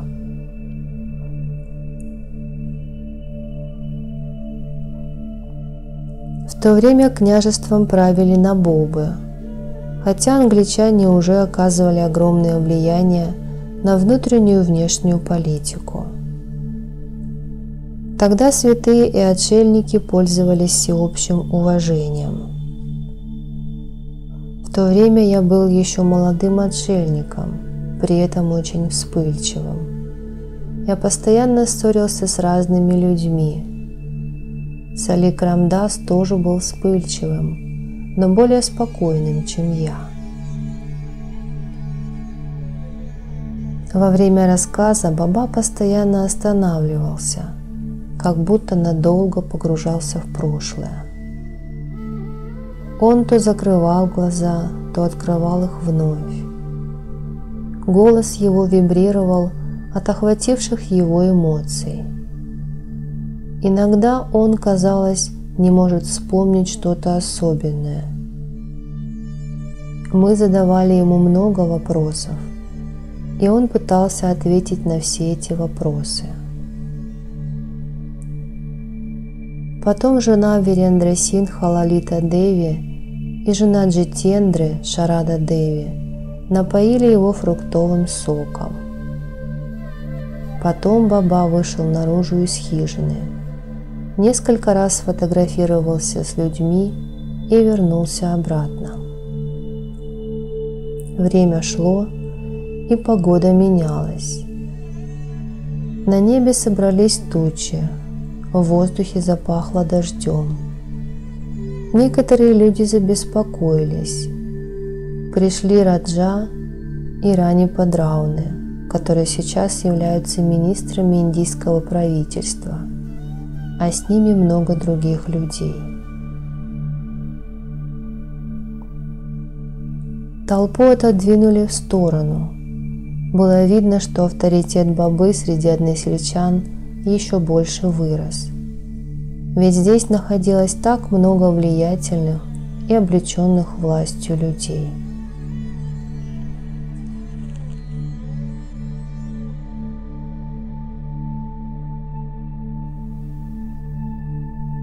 Я пытаюсь вкратце рассказать о том, что поведал нам Баба.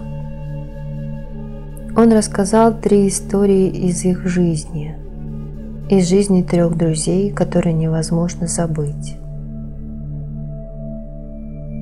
Одно из этих событий произошло во время шествия колесниц, другое произошло с приближенными Раджи в Пашупатинатхе, прославленном храме в Катманду, а третье – во время путешествия к острову Гангасагар.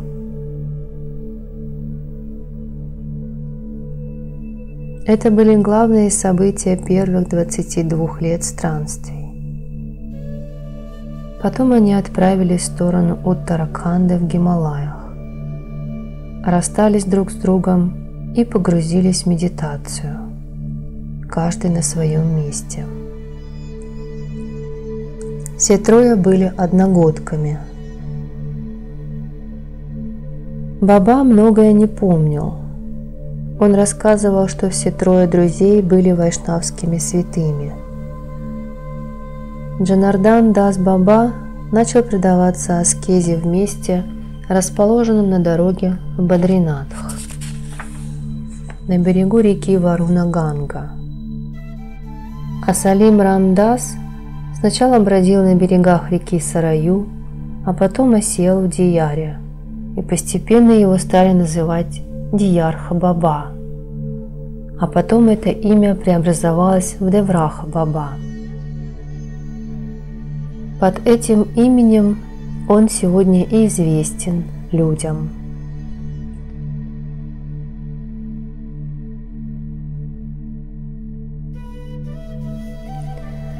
Я тоже, продолжал он рассказывать, обосновался здесь, у Шмашана Барва. Здесь была раньше огромная тростниковая роща и совсем мало народа. Окрестные деревеньки можно было пересчитать по пальцам.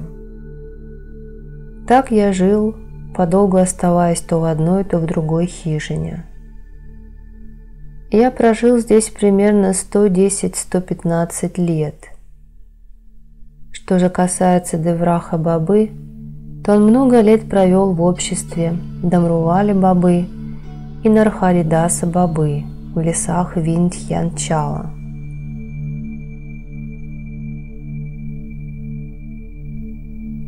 Потом он начал перемещаться с места на место, где строил для себя хижины. И только спустя некоторое время он окончательно обосновался на берегах реки Сараю.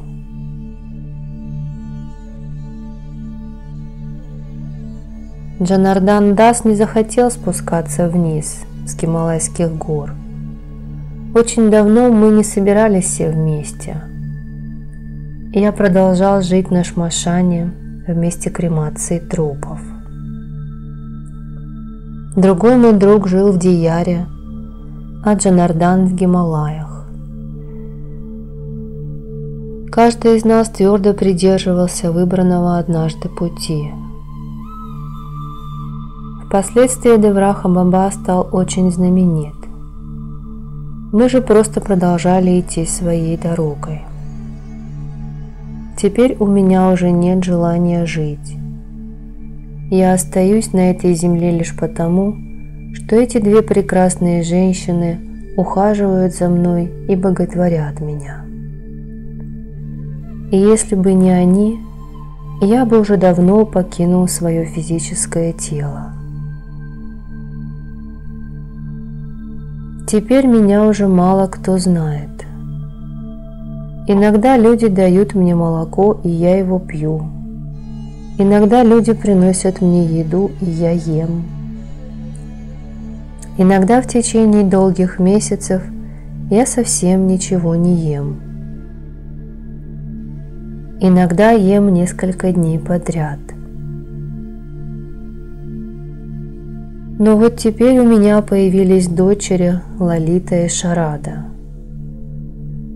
Кажется, что я помолодел и наполнился новыми силами. Они великолепно обо мне заботятся. Именно из-за них я и решил познакомиться с вами. Я благословляю моих двух дочерей, а также благословляю Раджу и Рани. Когда-то и я приходил к княжескому двору, и все услуги Раджи были готовы исполнить малейшее мое желание. Сейчас, конечно, все изменилось.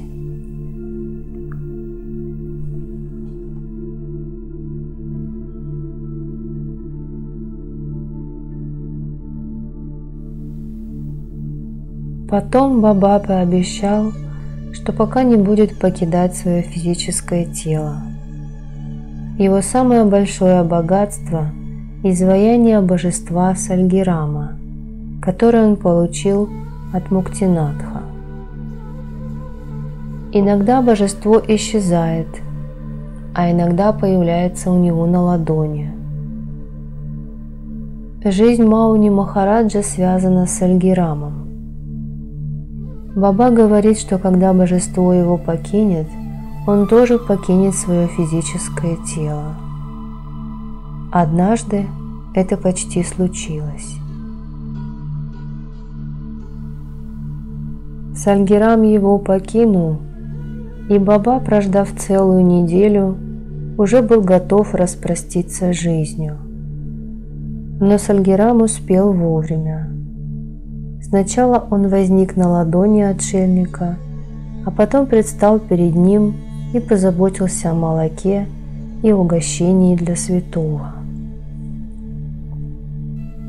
Кроме этого богатства, у Бабы больше нет никакого имущества. Я тоже приложил изображение божества к колбу и подумал о том, в каких удивительных формах божества являются своим последователям. Действительно, Бог находится везде, даже в самых крохотных частицах материи.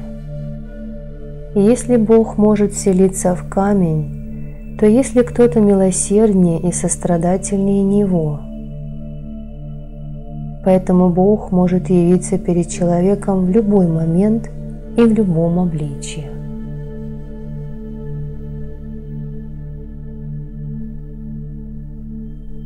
Мы продолжали беседовать, когда Джаганнатх-джи подал знак, что уже 9 часов. Я встал и собрался уходить, а люди бросились мне в ноги за благословением. Так мы и не смогли договорить до конца. Я оставил эти воспоминания на будущее и лег спать. Дни сменялись ночами, а ночи днями. Так в суете и общении мы провели 3 дня. Доктора Синха отправили в Аллахабад заняться организационными вопросами. Необходимо было позаботиться и о приезде сюда Девраха Бабы.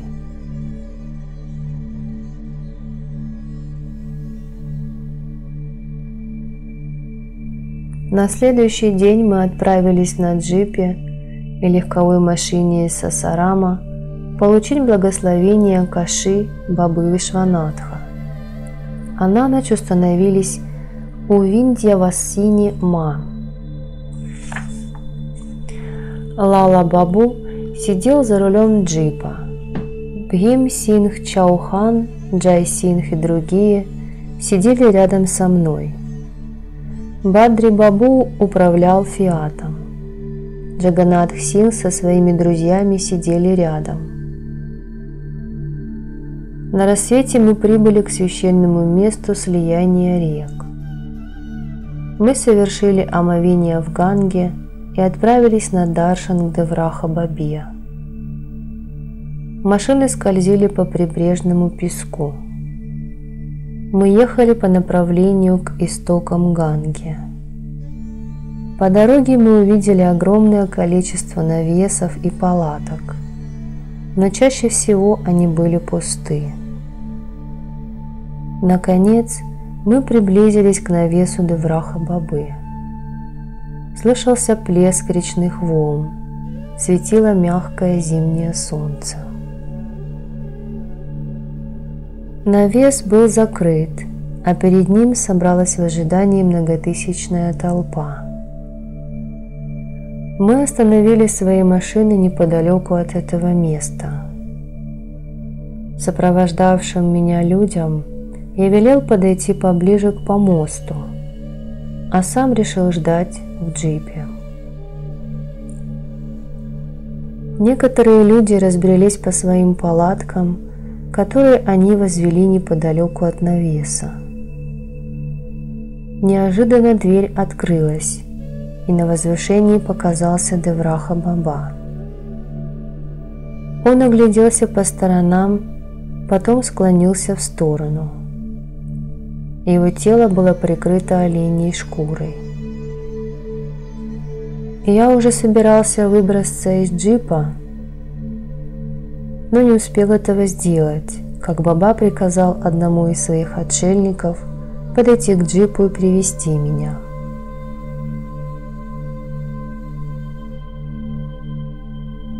Тот отшельник начал спрашивать у людей, с которыми я приехал, где пилот Баба. Его зовет Девраха Баба.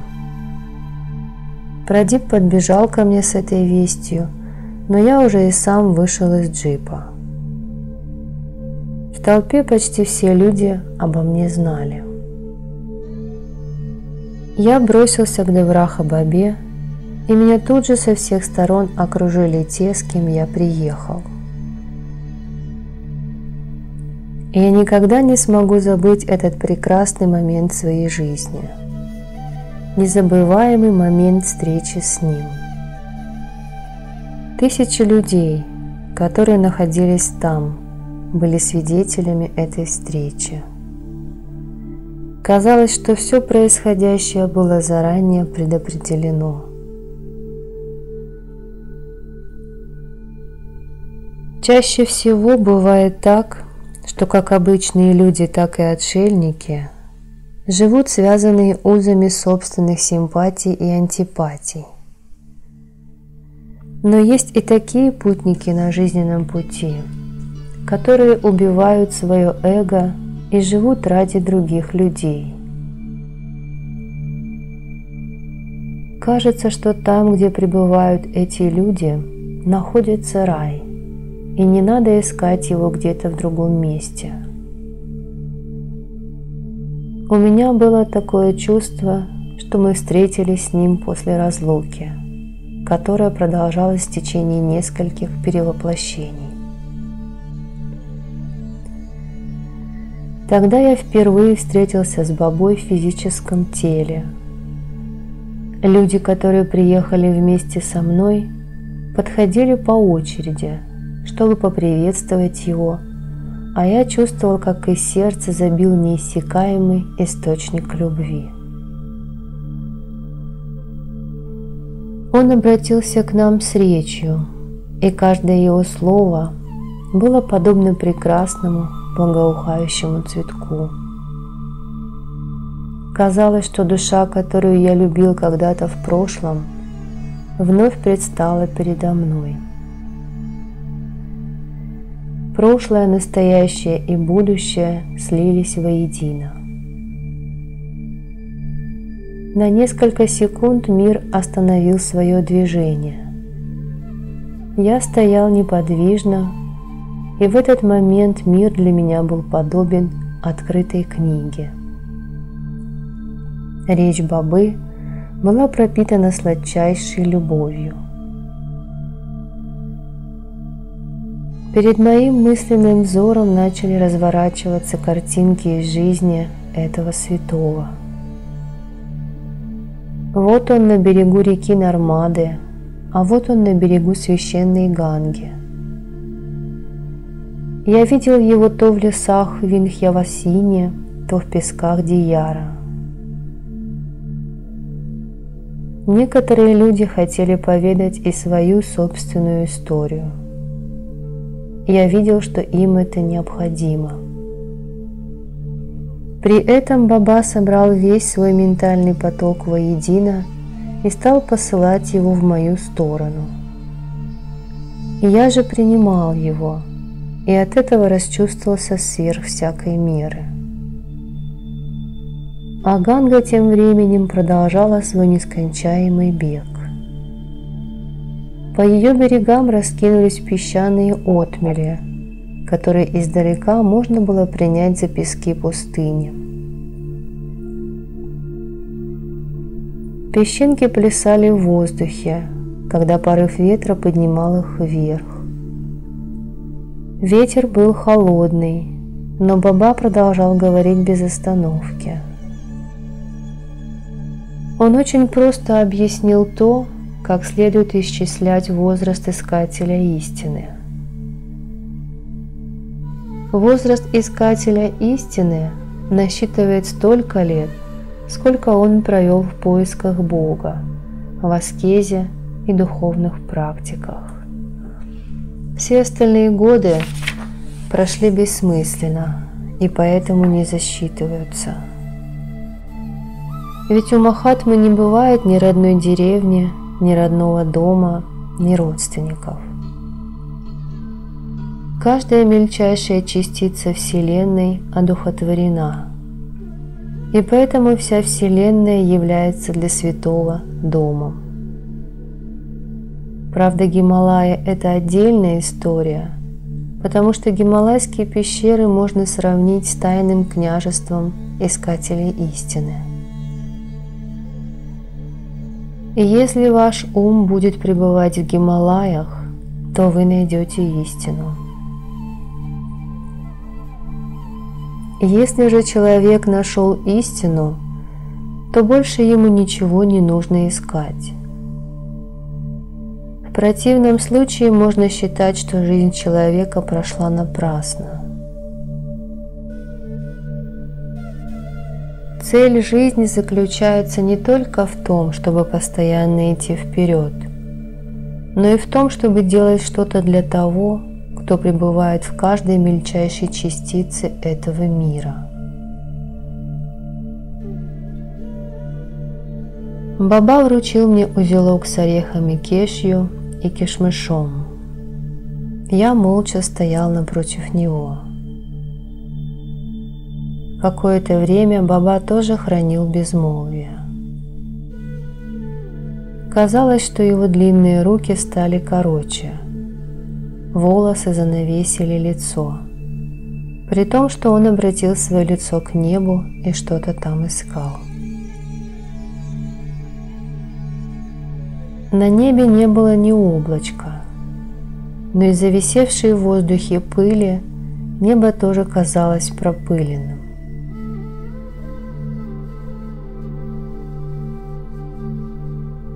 Можно было ощутить, как по небу идут ментальные потоки, каждый в своем направлении. Баба искал среди них что-то, ведомое только ему. Я тоже смотрел на небо. Люди безмолвствовали.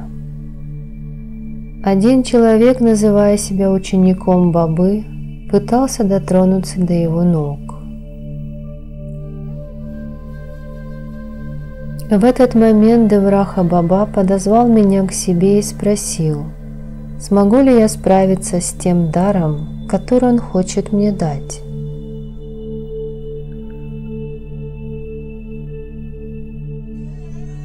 Некоторое время я молчал, подыскивая подходящие случаю слова, а потом с улыбкой ответил: «Бхагаван, если со мной пребудет ваше благословение, то я справлюсь с любой ситуацией.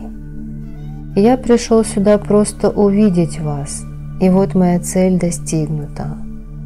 Ваша милость по отношению ко мне велика, и я приму от вас любой дар».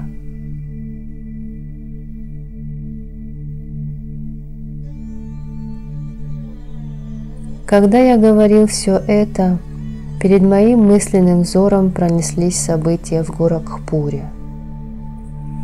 Когда одна душа покинула физическое тело, чтобы продемонстрировать силу и величие йоги. С этим святым я встретился ненадолго, всего лишь на несколько секунд. Именно этот Махатма, известный под именем Хадишвари Баба, подтолкнул меня к тому, чтобы я стал йогом. Поэтому имя этого святого навсегда останется связанным с моим именем. Встреча с ним тоже была необычной. Он забрался мне на плечи, как это делают дети, начал там прыгать и бить меня по спине, приговаривая: «Ты йог уже в 3 воплощениях! Ты йог уже в 3 воплощениях! Ты йог уже в 3 воплощениях!» Сурендра Сингх и ученики Хадишвари Бабы наблюдали за происходящим как зачарованными. Это была наша первая и последняя встреча.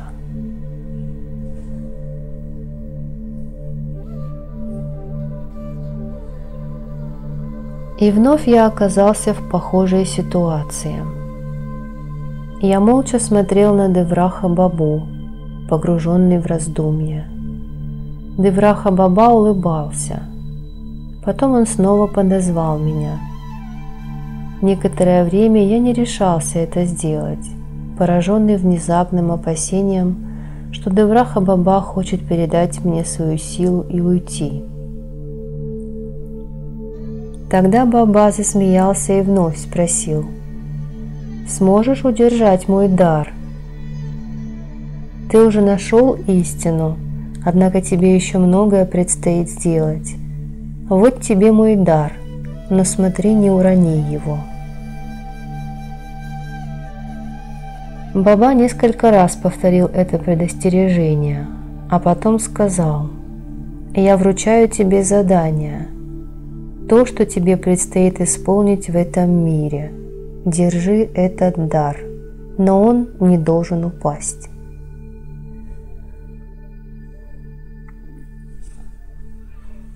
Когда я приблизился, Баба опустился на колени, а потом достал что-то у себя из-за спины, наклонился вперед, ставя передо мной шкатулку.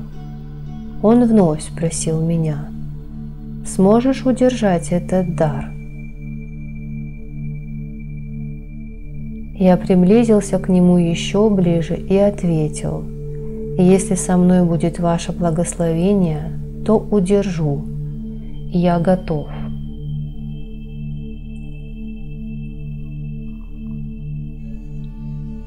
Баба сказал: «Ну ладно, держи, но смотри, не бросай его».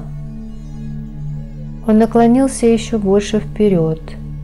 Я расстелил перед ним свое покрывало, положил сверху руки, готовясь принять от него дар. Бхим Сингх и Лал Бабу прибежали на случай, если потребуется их помощь. Бадри Бабу и Джаганат Сингх тоже приблизились. а также Джай Сингх Пахальван. Люди, столпившиеся вокруг, с нетерпением ждали, что же сейчас произойдет.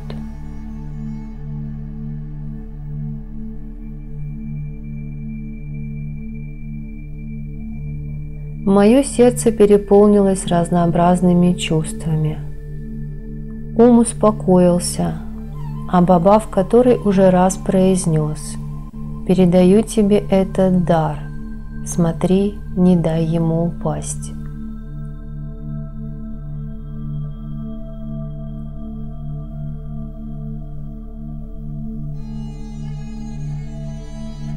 Неожиданно ментальные вибрации повисли в воздухе. Люди завороженно наблюдали за происходящим. И я протянул руки под покрывалом, готовый принять бесценный дар. Люди, которые стояли рядом со мной, тоже протянули свои руки, намереваясь помочь мне, если это будет необходимо. Баба сказал: «Смотри, я падаю. Моя любимая, видящая, слышащая, познающая душа. Вот она, береги ее. Потом на какой-нибудь из жизненных дорог отдай ее бесконечности». С этими словами Девраха Баба наклонился вперед и бросил мне на руки огромную шкатулку, завернутую в пакет. Я сумел ее поймать, и Баба был очень доволен. И я передал шкатулку в руки Бхимсинха Чаухана. Казалось, что толпа на несколько секунд перестала даже дышать. Бхимсингх, подпрыгивая от радости, бегал туда-сюда со шкатулкой на руках и приговаривал: «О, Баба! О, Баба!», как будто в его руках сейчас находилась самая ценная вещь в мире.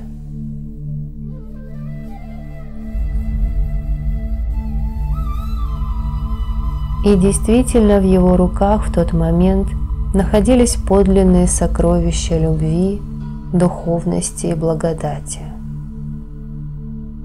Когда я принял от Девраха Бабы это благословение и посмотрел по сторонам, то увидел, что все люди стоят в почтительной позе, сложив руки перед грудью в традиционном жесте.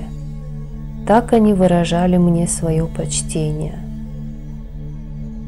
Я отошел в сторону от людей к берегу священной Ганги, проникаясь важностью возложенной на меня миссии. Я пошел вдоль берега реки, а люди бежали за мной, припадая к моим ногам.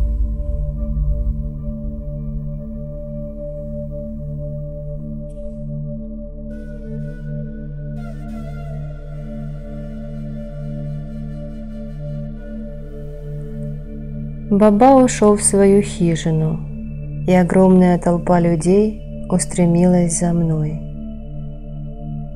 Я был неизъяснимо счастлив, наполнившись духовным богатством Девраха Бабы, которое он передал мне.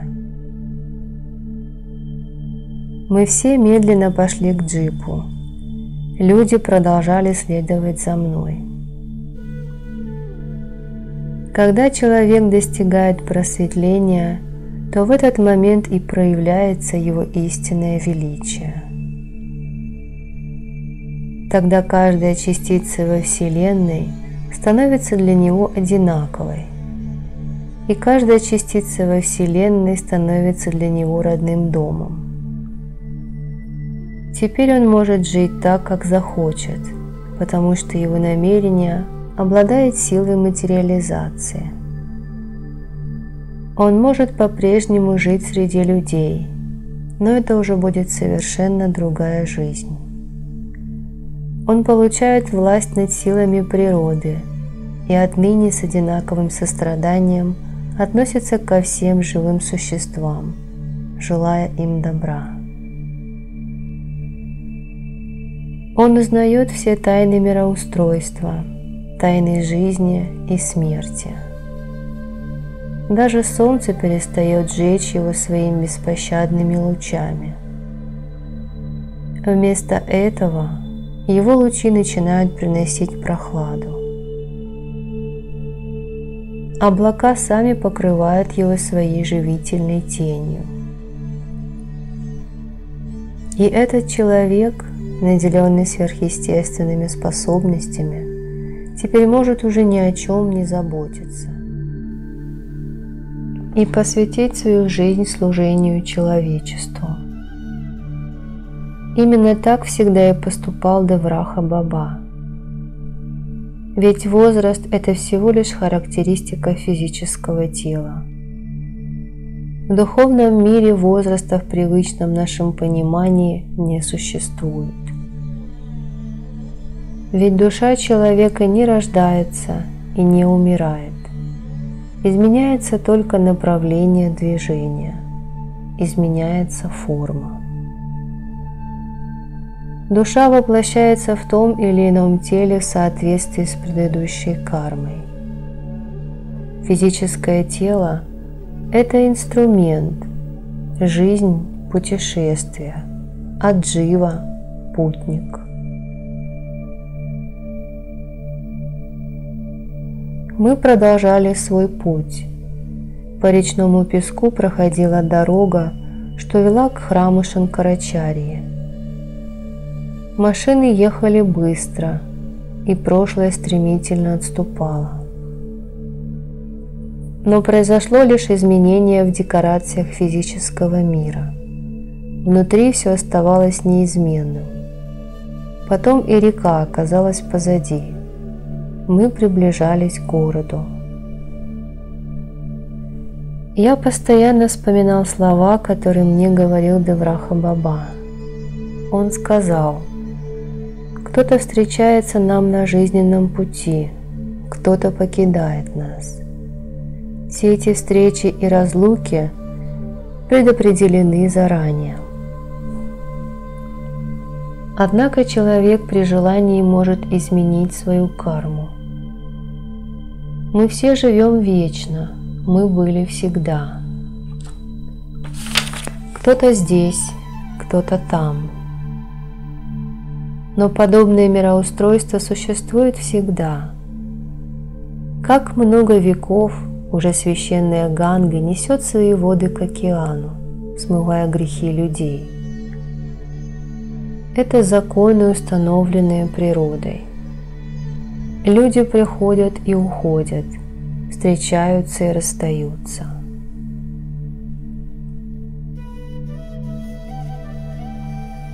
Если вы встречаете кого-то на жизненном пути, то принимайте этот дар с благодарностью, какие бы чувства вы ни испытывали к этому человеку, любовь или ненависть. Эта встреча была заранее предопределена тем, что вы совершили в прошлых рождениях. И если вы будете постоянно двигаться вперед, то весь мир будет приветствовать вас.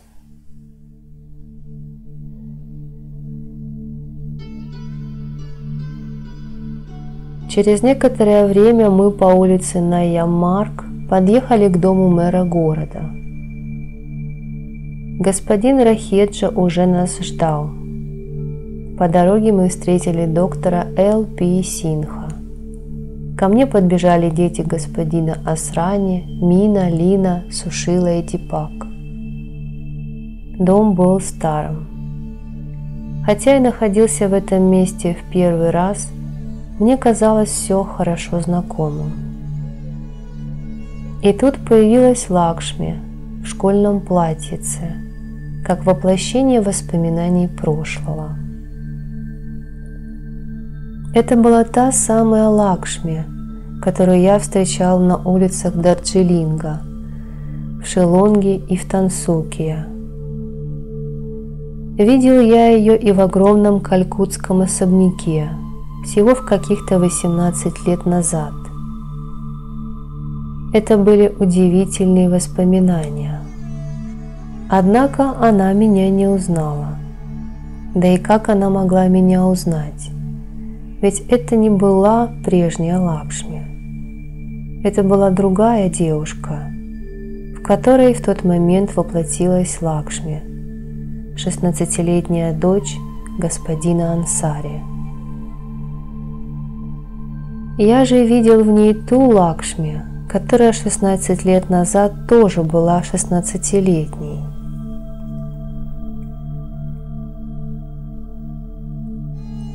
И если бы это была действительно Лакшми, то сейчас ей было бы 32 года. Я стоял у джипа. Подходили разные люди, припадали к моим ногам, вешали мне на шею цветочные гирлянды. Я же своим мысленным взором обратился в прошлое. Та девушка родилась в Непале, но большую часть своей жизни провела в Индии. Она была дочерью крупного промышленника А.К. Синха.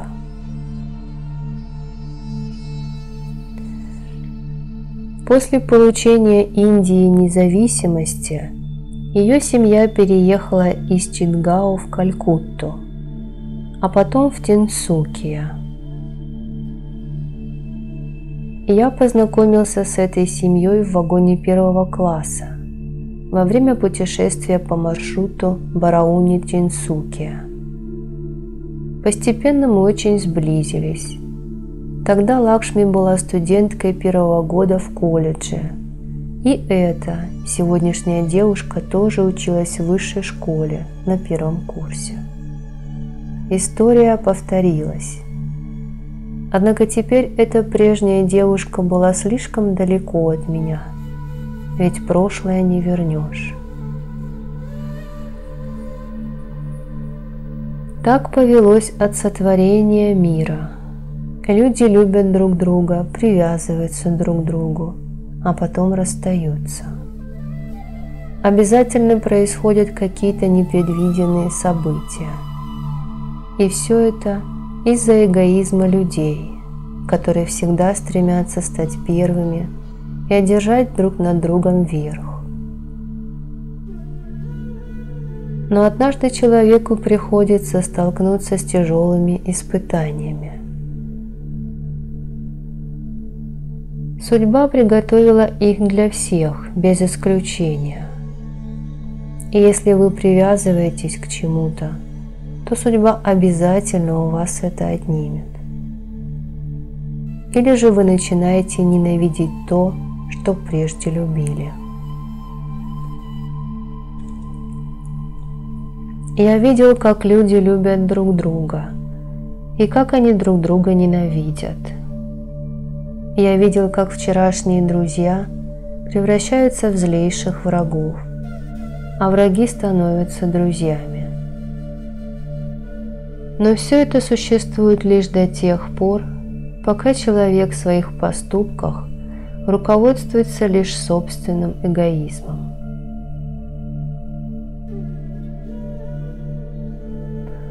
Только при таком условии возможно существование друзей и врагов. Сегодня вам кажется, что все любят вас, но завтра весь мир может повернуться к вам спиной. Может быть, завтра вас самих уже не будет в этом мире. Да и человек порой меняется так сильно, что можно сказать, что вчерашний человек умирает, когда жизнь человека кардинально меняется. И это я вижу на своем собственном примере. Поэтому истина заключается в том, что существует только сегодняшний день, существует только настоящий момент. Это закон природы. Каждый из нас – путник, который идет по своему жизненному пути. И если вы устали, то можете на время остановиться, или вы можете продолжать движение.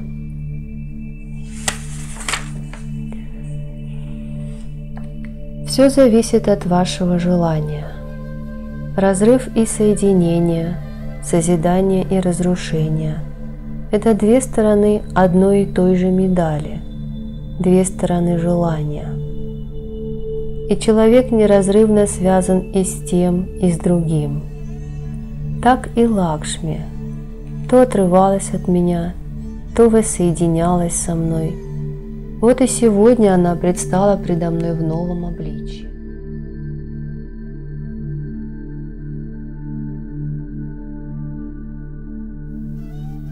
Она не отдавала себе отчета в происходящем, но я все понимал. Понимал, почему происходят встречи и расставания. Я расстался с Пали Синха в 1964 году, когда она отправилась в плавание по безбрежному океану жизни. Каждый из нас пошел по своему собственному пути, а от нашего совместного путешествия остались одни лишь воспоминания. Я обладал способностью воссоздавать прошлое.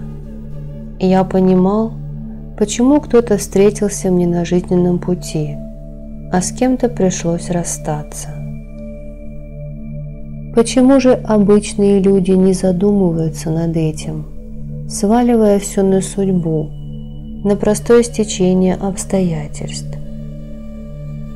Ведь каждый живой человек живет в соответствии с той кармой, которую накопил в прошлом. А сегодня вы сеете семена того, что прорастет в будущем.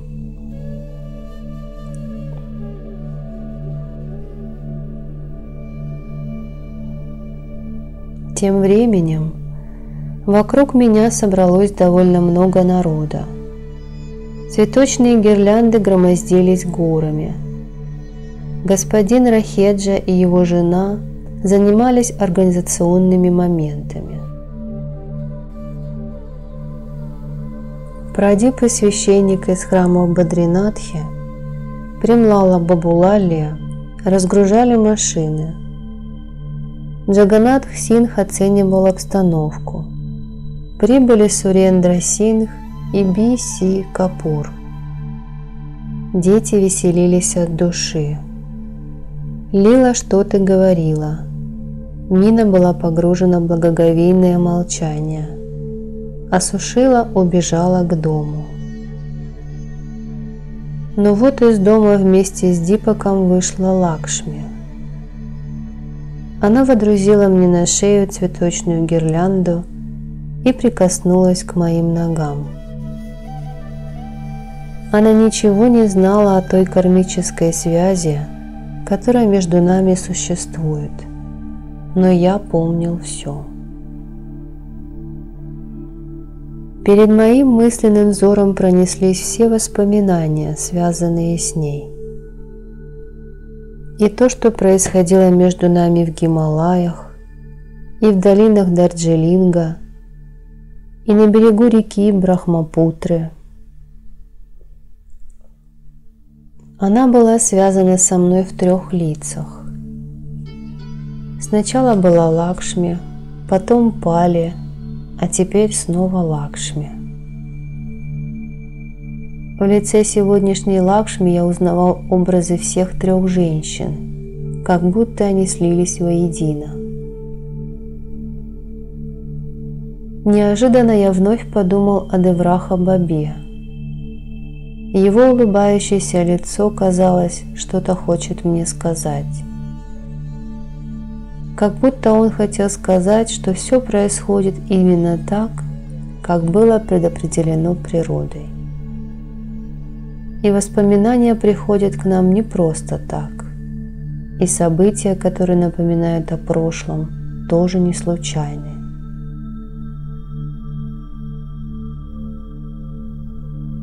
Человек неразрывно связан с природой, а природа с человеком. Они то встречаются, то расстаются. И так было всегда. Просто они не пытаются познать друг друга. Однажды всем нам придется покинуть этот мир для того, чтобы вновь в него возвратиться. Эта земля – арена для наших действий, арена, где действуют законы кармы. Именно в этом заключена истина. «Посмотри», – продолжал Баба, – «передо мной каждую секунду проходят мириады живых существ. Они были и раньше, они существуют и сегодня. Я узнаю их, а они меня нет, потому что каждый раз они приходят в этот мир в новом обличье. Мир постоянно меняется, поэтому меняется их состояние, меняется направление движения. Я же сегодня повторяю то же самое, что говорил всегда. Однако человек всегда идет вперед, такова его природа. Поэтому, если кто-то хочет приблизиться к тебе, позволь ему это сделать.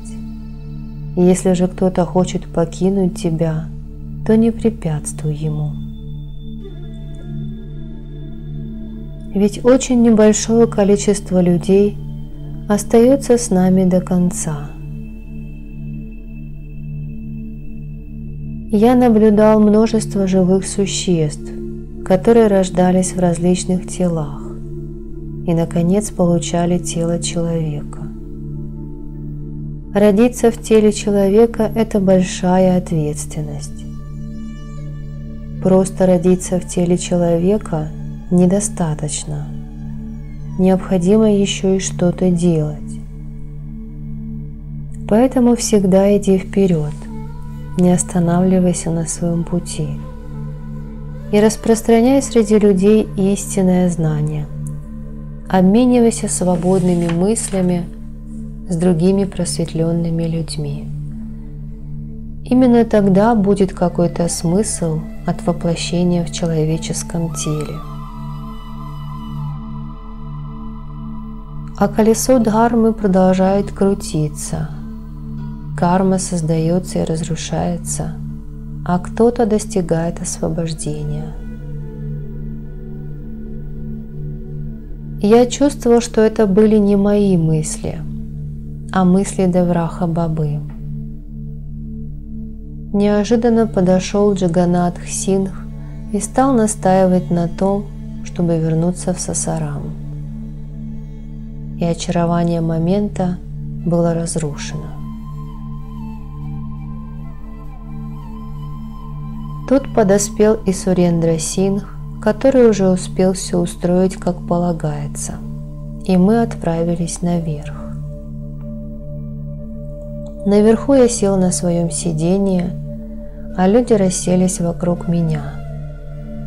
После обеда Джаганнатх Сингх, Бадри Бабу, Джай Сингх и другие вернулись в Сасарам.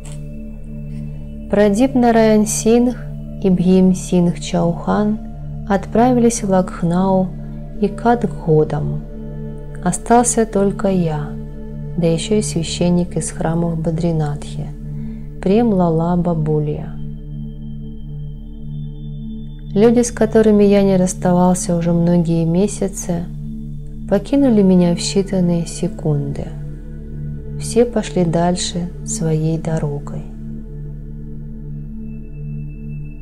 Теперь мне нужно было привыкать к другим людям, с которыми свела меня жизнь.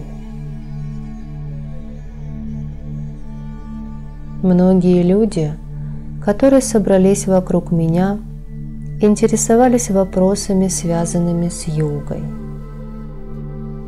Других больше интересовало, как выбраться из нищеты. Я провел посвящение для Мины, Лилы, Сушилы, Дипака и дал им личную мантру, призывая их посвятить свою жизнь поискам истины. Некоторые люди хотели узнать о своих прошлых воплощениях, но я отложил эту практику для более удобного случая предпочитая рассказывать им о санкальпа-йоге, то есть йоге намерения.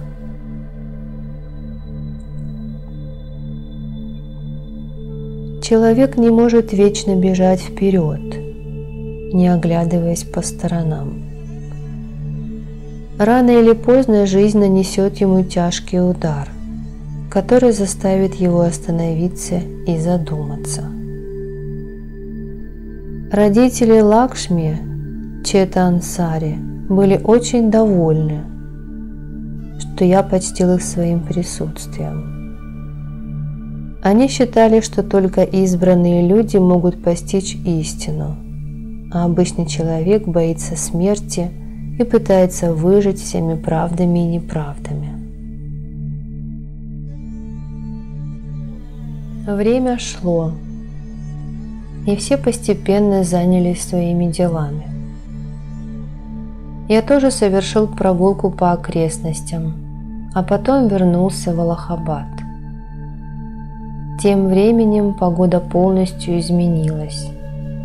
На смену холодному сезону пришла жара с ее шаловливым солнышком. Но священная Ганга текла величаво, как и прежде, не изменив своего направления. Многие люди приходили ко мне, охваченные желанием практиковать йогу. Ко мне приехали господин Рахеджа, его друзья и его зять Санджай. Они начали заниматься йогой. Приходила и Лакшми вместе с Ниной и Кантой. Однажды я попытался напомнить Лакшми прошлое. В этот момент рядом с ней сидела Нина. Я почувствовал, будто Лакшми улетает, будто переносится в другой мир. Нина тоже постепенно начала улетать. Я встал и положил руку на голову Лакшми, и она погрузилась в далекое прошлое. Все остальные люди прервали свою медитацию и прибежали посмотреть, что происходит. Несколько часов Лакшми находилась где-то в другом мире. Люди пытались привести ее в сознание, но безуспешно. Тогда я вновь подошел к ней и заставил ее возвратиться. Она сидела спокойно, неподвижно. У нее был потерянный вид. Казалось, что она хочет что-то сказать, но не может. Тогда я велел ей идти домой, и она ушла. Но она ушла от меня уже в другом состоянии, унося вместе с собой воспоминания о прошлой жизни. В полдень Лакшми и Сушила пришли меня провожать. Не обращая внимания на возражения людей, я решил пойти в дом к Лакшми. Там люди, как всегда, окружили меня. Лакшми улыбалась. Я же смотрел на нее и думал о том, как сильно отличаются друг от друга день вчерашний и день сегодняшний. И Лакшми, и Нина получили необычный духовный опыт. Лакшми погрузилась в свою прошлую жизнь, и поэтому на нее снизошло просветление. Ом Пракаш Асрани, ее отец, почувствовал изменения, которые произошли с дочерью. Но он не знал того, что знал я. Не знал о наших с ней отношениях в далеком прошлом.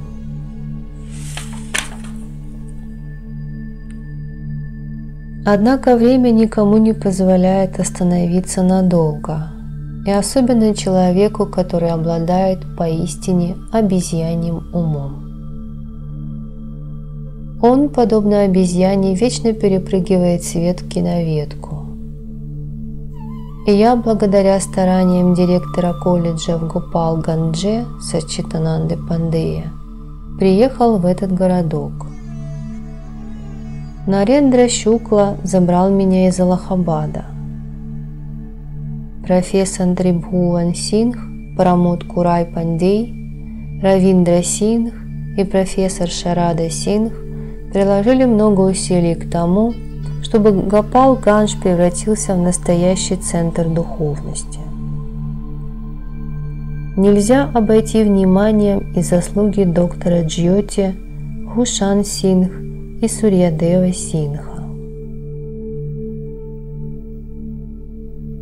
В Гопал-Гандже все шло хорошо, но неожиданно мне пришлось отправиться в Лакхнау. К тому времени Лакшми тоже приехала в Лакхнау. Вообще-то я держал путь в Найниталь, но по дороге машина сломалась, и пришлось свернуть на Лакхнау. Вся семья Асрани была там, и они очень обрадовались, когда меня увидели. Мы решили провести несколько дней в духовных практиках, пока не починят машину.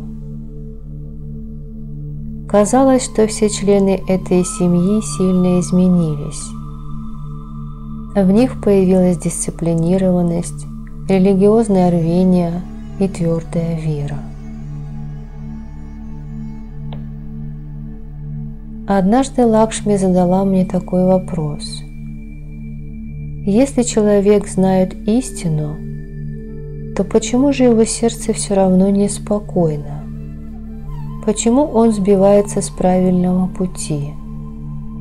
Почему убегает от самого себя? Я молча смотрел на нее, и тогда она сама начала отвечать на собственные вопросы. Она сказала: возможно, это происходит потому, что современный человек утратил веру в самого себя. Именно поэтому он боится общества, в котором живет. Именно поэтому, что бы он ни делал, он делает ради денег или славы, но ничего для самого себя. Если бы человек познал самого себя, осознал бы собственную значимость, то он бы поверил в самого себя. Именно поэтому он боится общества, в котором живет. Именно поэтому, что бы он ни делал, он делает ради денег или славы, но ничего для самого себя.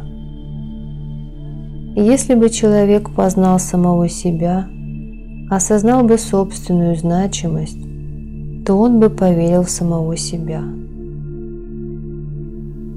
Тогда истина, которую он нашел, даровала бы ему спокойствие духа. «Баба», — сказала она, — «когда я хожу на базар, то вижу, у людей совсем нет времени. Все они погружены в сиюминутные дела и заботы, постоянно куда-то спешат. Все постоянно куда-то движется: машины, мотоциклы, повозки. Ни у кого не осталось терпения. Поэтому то и дело происходят аварии, машины сталкиваются с машинами или люди попадают под машину. Возможно, что после аварии или несчастного случая человек получает наконец-то вожделенный покой и время для размышлений. Я каждый день наблюдаю эту картину, когда иду в школу или возвращаюсь обратно. Кто-то несется, сломя голову, мечтая полакомиться чатом, кто-то хочет выпить чаю, кто-то желает покрасоваться в новой одежде или же съесть что-нибудь вкусненькое. Иные стремятся получить как можно больше уважения в обществе. Именно поэтому в этом мире с утра до вечера царит суматоха. Но я еще не видела, чтобы кто-то так истово заботился о своем истинном «Я». Можно сказать, что по сравнению с Лакхнау, Аллахабад более спокойный город. В Лакхнау покоя нигде нельзя найти. То здесь, то там вспыхивают конфликты. То по причине политических разногласий, то из-за столкновения интересов различных общин. Повсюду мы видим ненависть и насилие. Люди убивают друг друга, и каждый идет своей дорогой. Когда подобное положение дел существует в таком крупном и важном политическом центре, как Лакхнау, что же говорить о деревнях и провинции? Несмотря на то, что мать Лакшми велела ей замолчать, девушка продолжала говорить. Мина смеялась, но Лила внимательно слушала. Я пытался понять, почему Лакшми так говорит, и почувствовал всю глубину ее протеста против коррумпированного общества. Она хотела что-то сделать, чтобы изменить ситуацию в стране, но разве ее семья могла бы ей позволить такое? К тому же она мало что могла сделать. Что может 16-летняя девушка противопоставить огромному монстру политического беспредела и коррупции? Однако в будущем ситуация еще могла измениться к лучшему. Поэтому я ободряюще похлопал Лакшми по плечу и велел ей не падать духом и ждать наступления лучших перемен. Сначала она засмеялась, а потом спросила: «Неужели я действительно смогу что-нибудь сделать? Ведь такое уже было прежде. Я заблудилась, и ты указал мне дорогу. Но потом мне снова пришлось утопить свои надежды в реке Инд. И вот сегодня ты вновь указал мне путь. И вновь позволяешь окунуться в это человеческое море. Куда ни посмотри, везде безбрежный океан и никакого намека на заветный берег.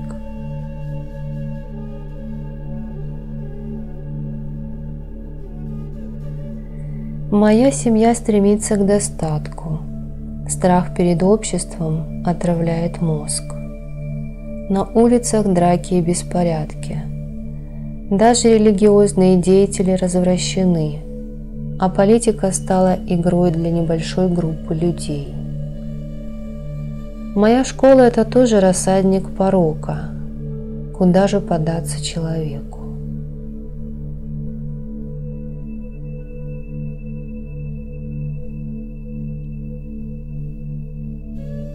Именно поэтому я постоянно возвращаюсь домой. Ведь там я могу получить любовь и нежность. Здесь существует некое подобие дисциплины и сложившиеся порядки. Вы открыли мне истину о самой себе, но забыли сказать о том, что мне делать дальше. Именно поэтому я не могу найти покоя. Я же хочу сказать: Лакшми, ты не только женщина, но прежде всего человек. Именно такие, как ты, люди, создают общество, служат делу укрепления мира во всем мире. Поэтому не следует слепо впитывать все то, что происходит в окружающем мире. Возьми лучше то, что заключено в тебе самой. В тебе есть все, что нужно. Однако ты не должна отстраняться от общества, если ты завтра хочешь сделать в нем что-то значимое. Тебе нужно укрепить свой характер настолько, чтобы завтра люди сами обращались к тебе за поддержкой. Современный человек постоянно куда-то бежит, стремясь превзойти других. Но ты сама знаешь, что он получает в результате. Единственная причина этого бедственного положения заключается в том, что человек не отделяет себя от общества, постоянно сравнивая себя с другими. Он готов на все, чтобы добиться признания в обществе, готов пойти на любое беззаконие и преступление. Можно ли в таком случае говорить о спокойствии духа? И если же человек сумеет найти спокойствие и блаженство внутри самого себя, то его можно назвать просветленным. Именно такой человек может сделать что-то важное для своей страны и для всего человечества в целом. Поэтому и ты можешь что-то полезное сделать для общества, ведь ты осознала саму себя. Именно поэтому я открыл тебе то, что происходило с тобой в прошлом. Ты видишь, что наши судьбы сплетены изначально. Ты также увидела свою карму и поняла, почему в твоей жизни происходят те или иные события. Одно осознание этого факта способствует разрушению предыдущей кармы. Твое тело подобно глиняному сосуду. Мы можем в любой момент по своему желанию наполнить его чистой водой. И если же вода застоялась, мы можем ее вылить, чтобы наполнить новую воду. То же самое относится и к нашей карме. Однако Лакшми необходимо идти в ногу со временем. Слепым протестом ты ничего не добьешься. Лакшми согласилась с моими словами. Я погрузил ее в состояние самадхи, чтобы она смогла осознать собственную душу, после чего я отправился в Найниталь, чтобы и дальше способствовать делу укрепления мира. Когда я уезжал, Мина была очень взволнована, а ее сестра Лила так и осталась в кавычках спящей. Что же касается Лакшми, то она все знала. Хотя она и приобрела бесценный духовный опыт, но еще не осознала его в полной мере. Ее развитие было впереди. Однако общество принуждало ее жить по собственным законам. Я провел несколько дней в Найнитале, погруженный в прекрасные воспоминания. Я многому научился у ручьев и водопадов, но потом снова вернулся на берег священной Ганги. Я приехал в Балия, где еще до моего приезда Нитьянанда и Шанкарананда пытались приобщить людей к сознанию Шивы. А Виджаянанда Сингх из Радсара, Нанку и семья Садабахара Лаладжи оказывали им в этом всяческую поддержку. Я разъяснял жителям Балия важность состояния самадхи, в то время как с вами Кришнананда и с вами Шивананда освещали окрестности своим духовным светом. Они сильно облегчили мою задачу. Люди приходили со всех уголков страны для того, чтобы внести свой посильный вклад в дело укрепления мира во всем мире. Балия была связана с именем Девраха Бабы, и поэтому ее жители были полны энтузиазма. Манилал Мехта приехал из Дханбада, а Би-Ди-Эл приехал из Дели.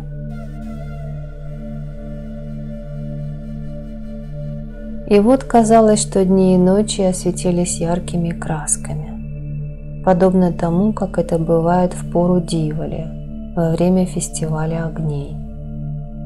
Повсюду царило оживление. В каждом доме зажегся светильник духовности, а Балия наполнилась новыми ощущениями, новым опытом. А священная Ганга продолжала свой непрерывный бег мимо этого города. Мне оказали большую поддержку не только местный судья и работники суда, но и все члены юридической коллегии. Полиция тоже помогла. Вся городская элита принимала участие в предстоящем духовном торжестве. Большую помощь оказал Рамешвар и его дети. Абхавна, Трипти, Припти, Мридула, Шаши и Шила занимались приемом гостей. Бхавна приняла твердое решение встать на духовный путь. Чувства переполняли ее, как вода наполняет Гангу в половодье. Духовная весть разносилась повсюду, призывая людей что-то сделать друг для друга, призывая людей к равенству и братству. Представители от всего округа Балия собрались на площади Рамлила, чтобы присягнуть на верность движению мира. Я видел, насколько важной эта кампания станет в будущем. Я стоял на сцене, глядя на необозримую толпу людей, которые запрудили улочки городка, переполненные религиозными чувствами. Я рассказал им о том, в чем заключается долг человека перед собой самим и перед обществом. Балия – это священное место. Здесь предавался аскезе великий Риши Бригу. Здесь также жил Балешвар Баба. Я же смотрел вверх, ища вдохновения у неба. По нему бежали легкие облака. В небе я видел также мысленные вибрации сотен тысяч людей. Над нами развивался флаг духовности.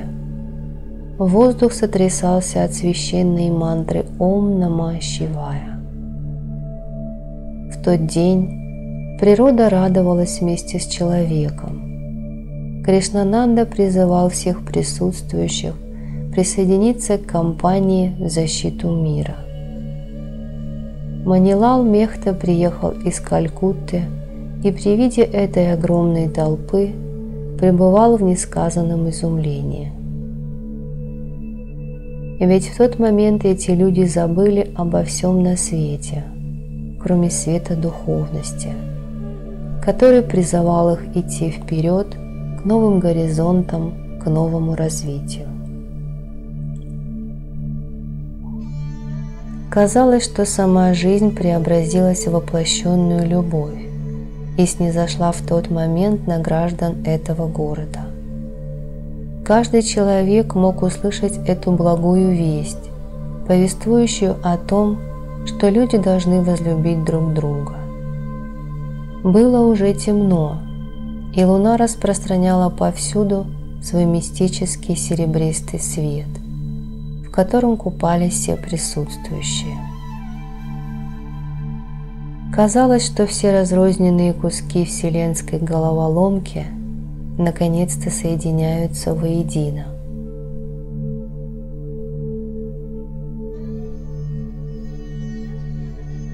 Что такое истина? Это светильник, пламенеющий в ночи. Это нескончаемые волны реки, которая всегда стремится вперед. В тот момент повсюду расцветали цветы любви, которые возвещали грядущую победу любви и истины.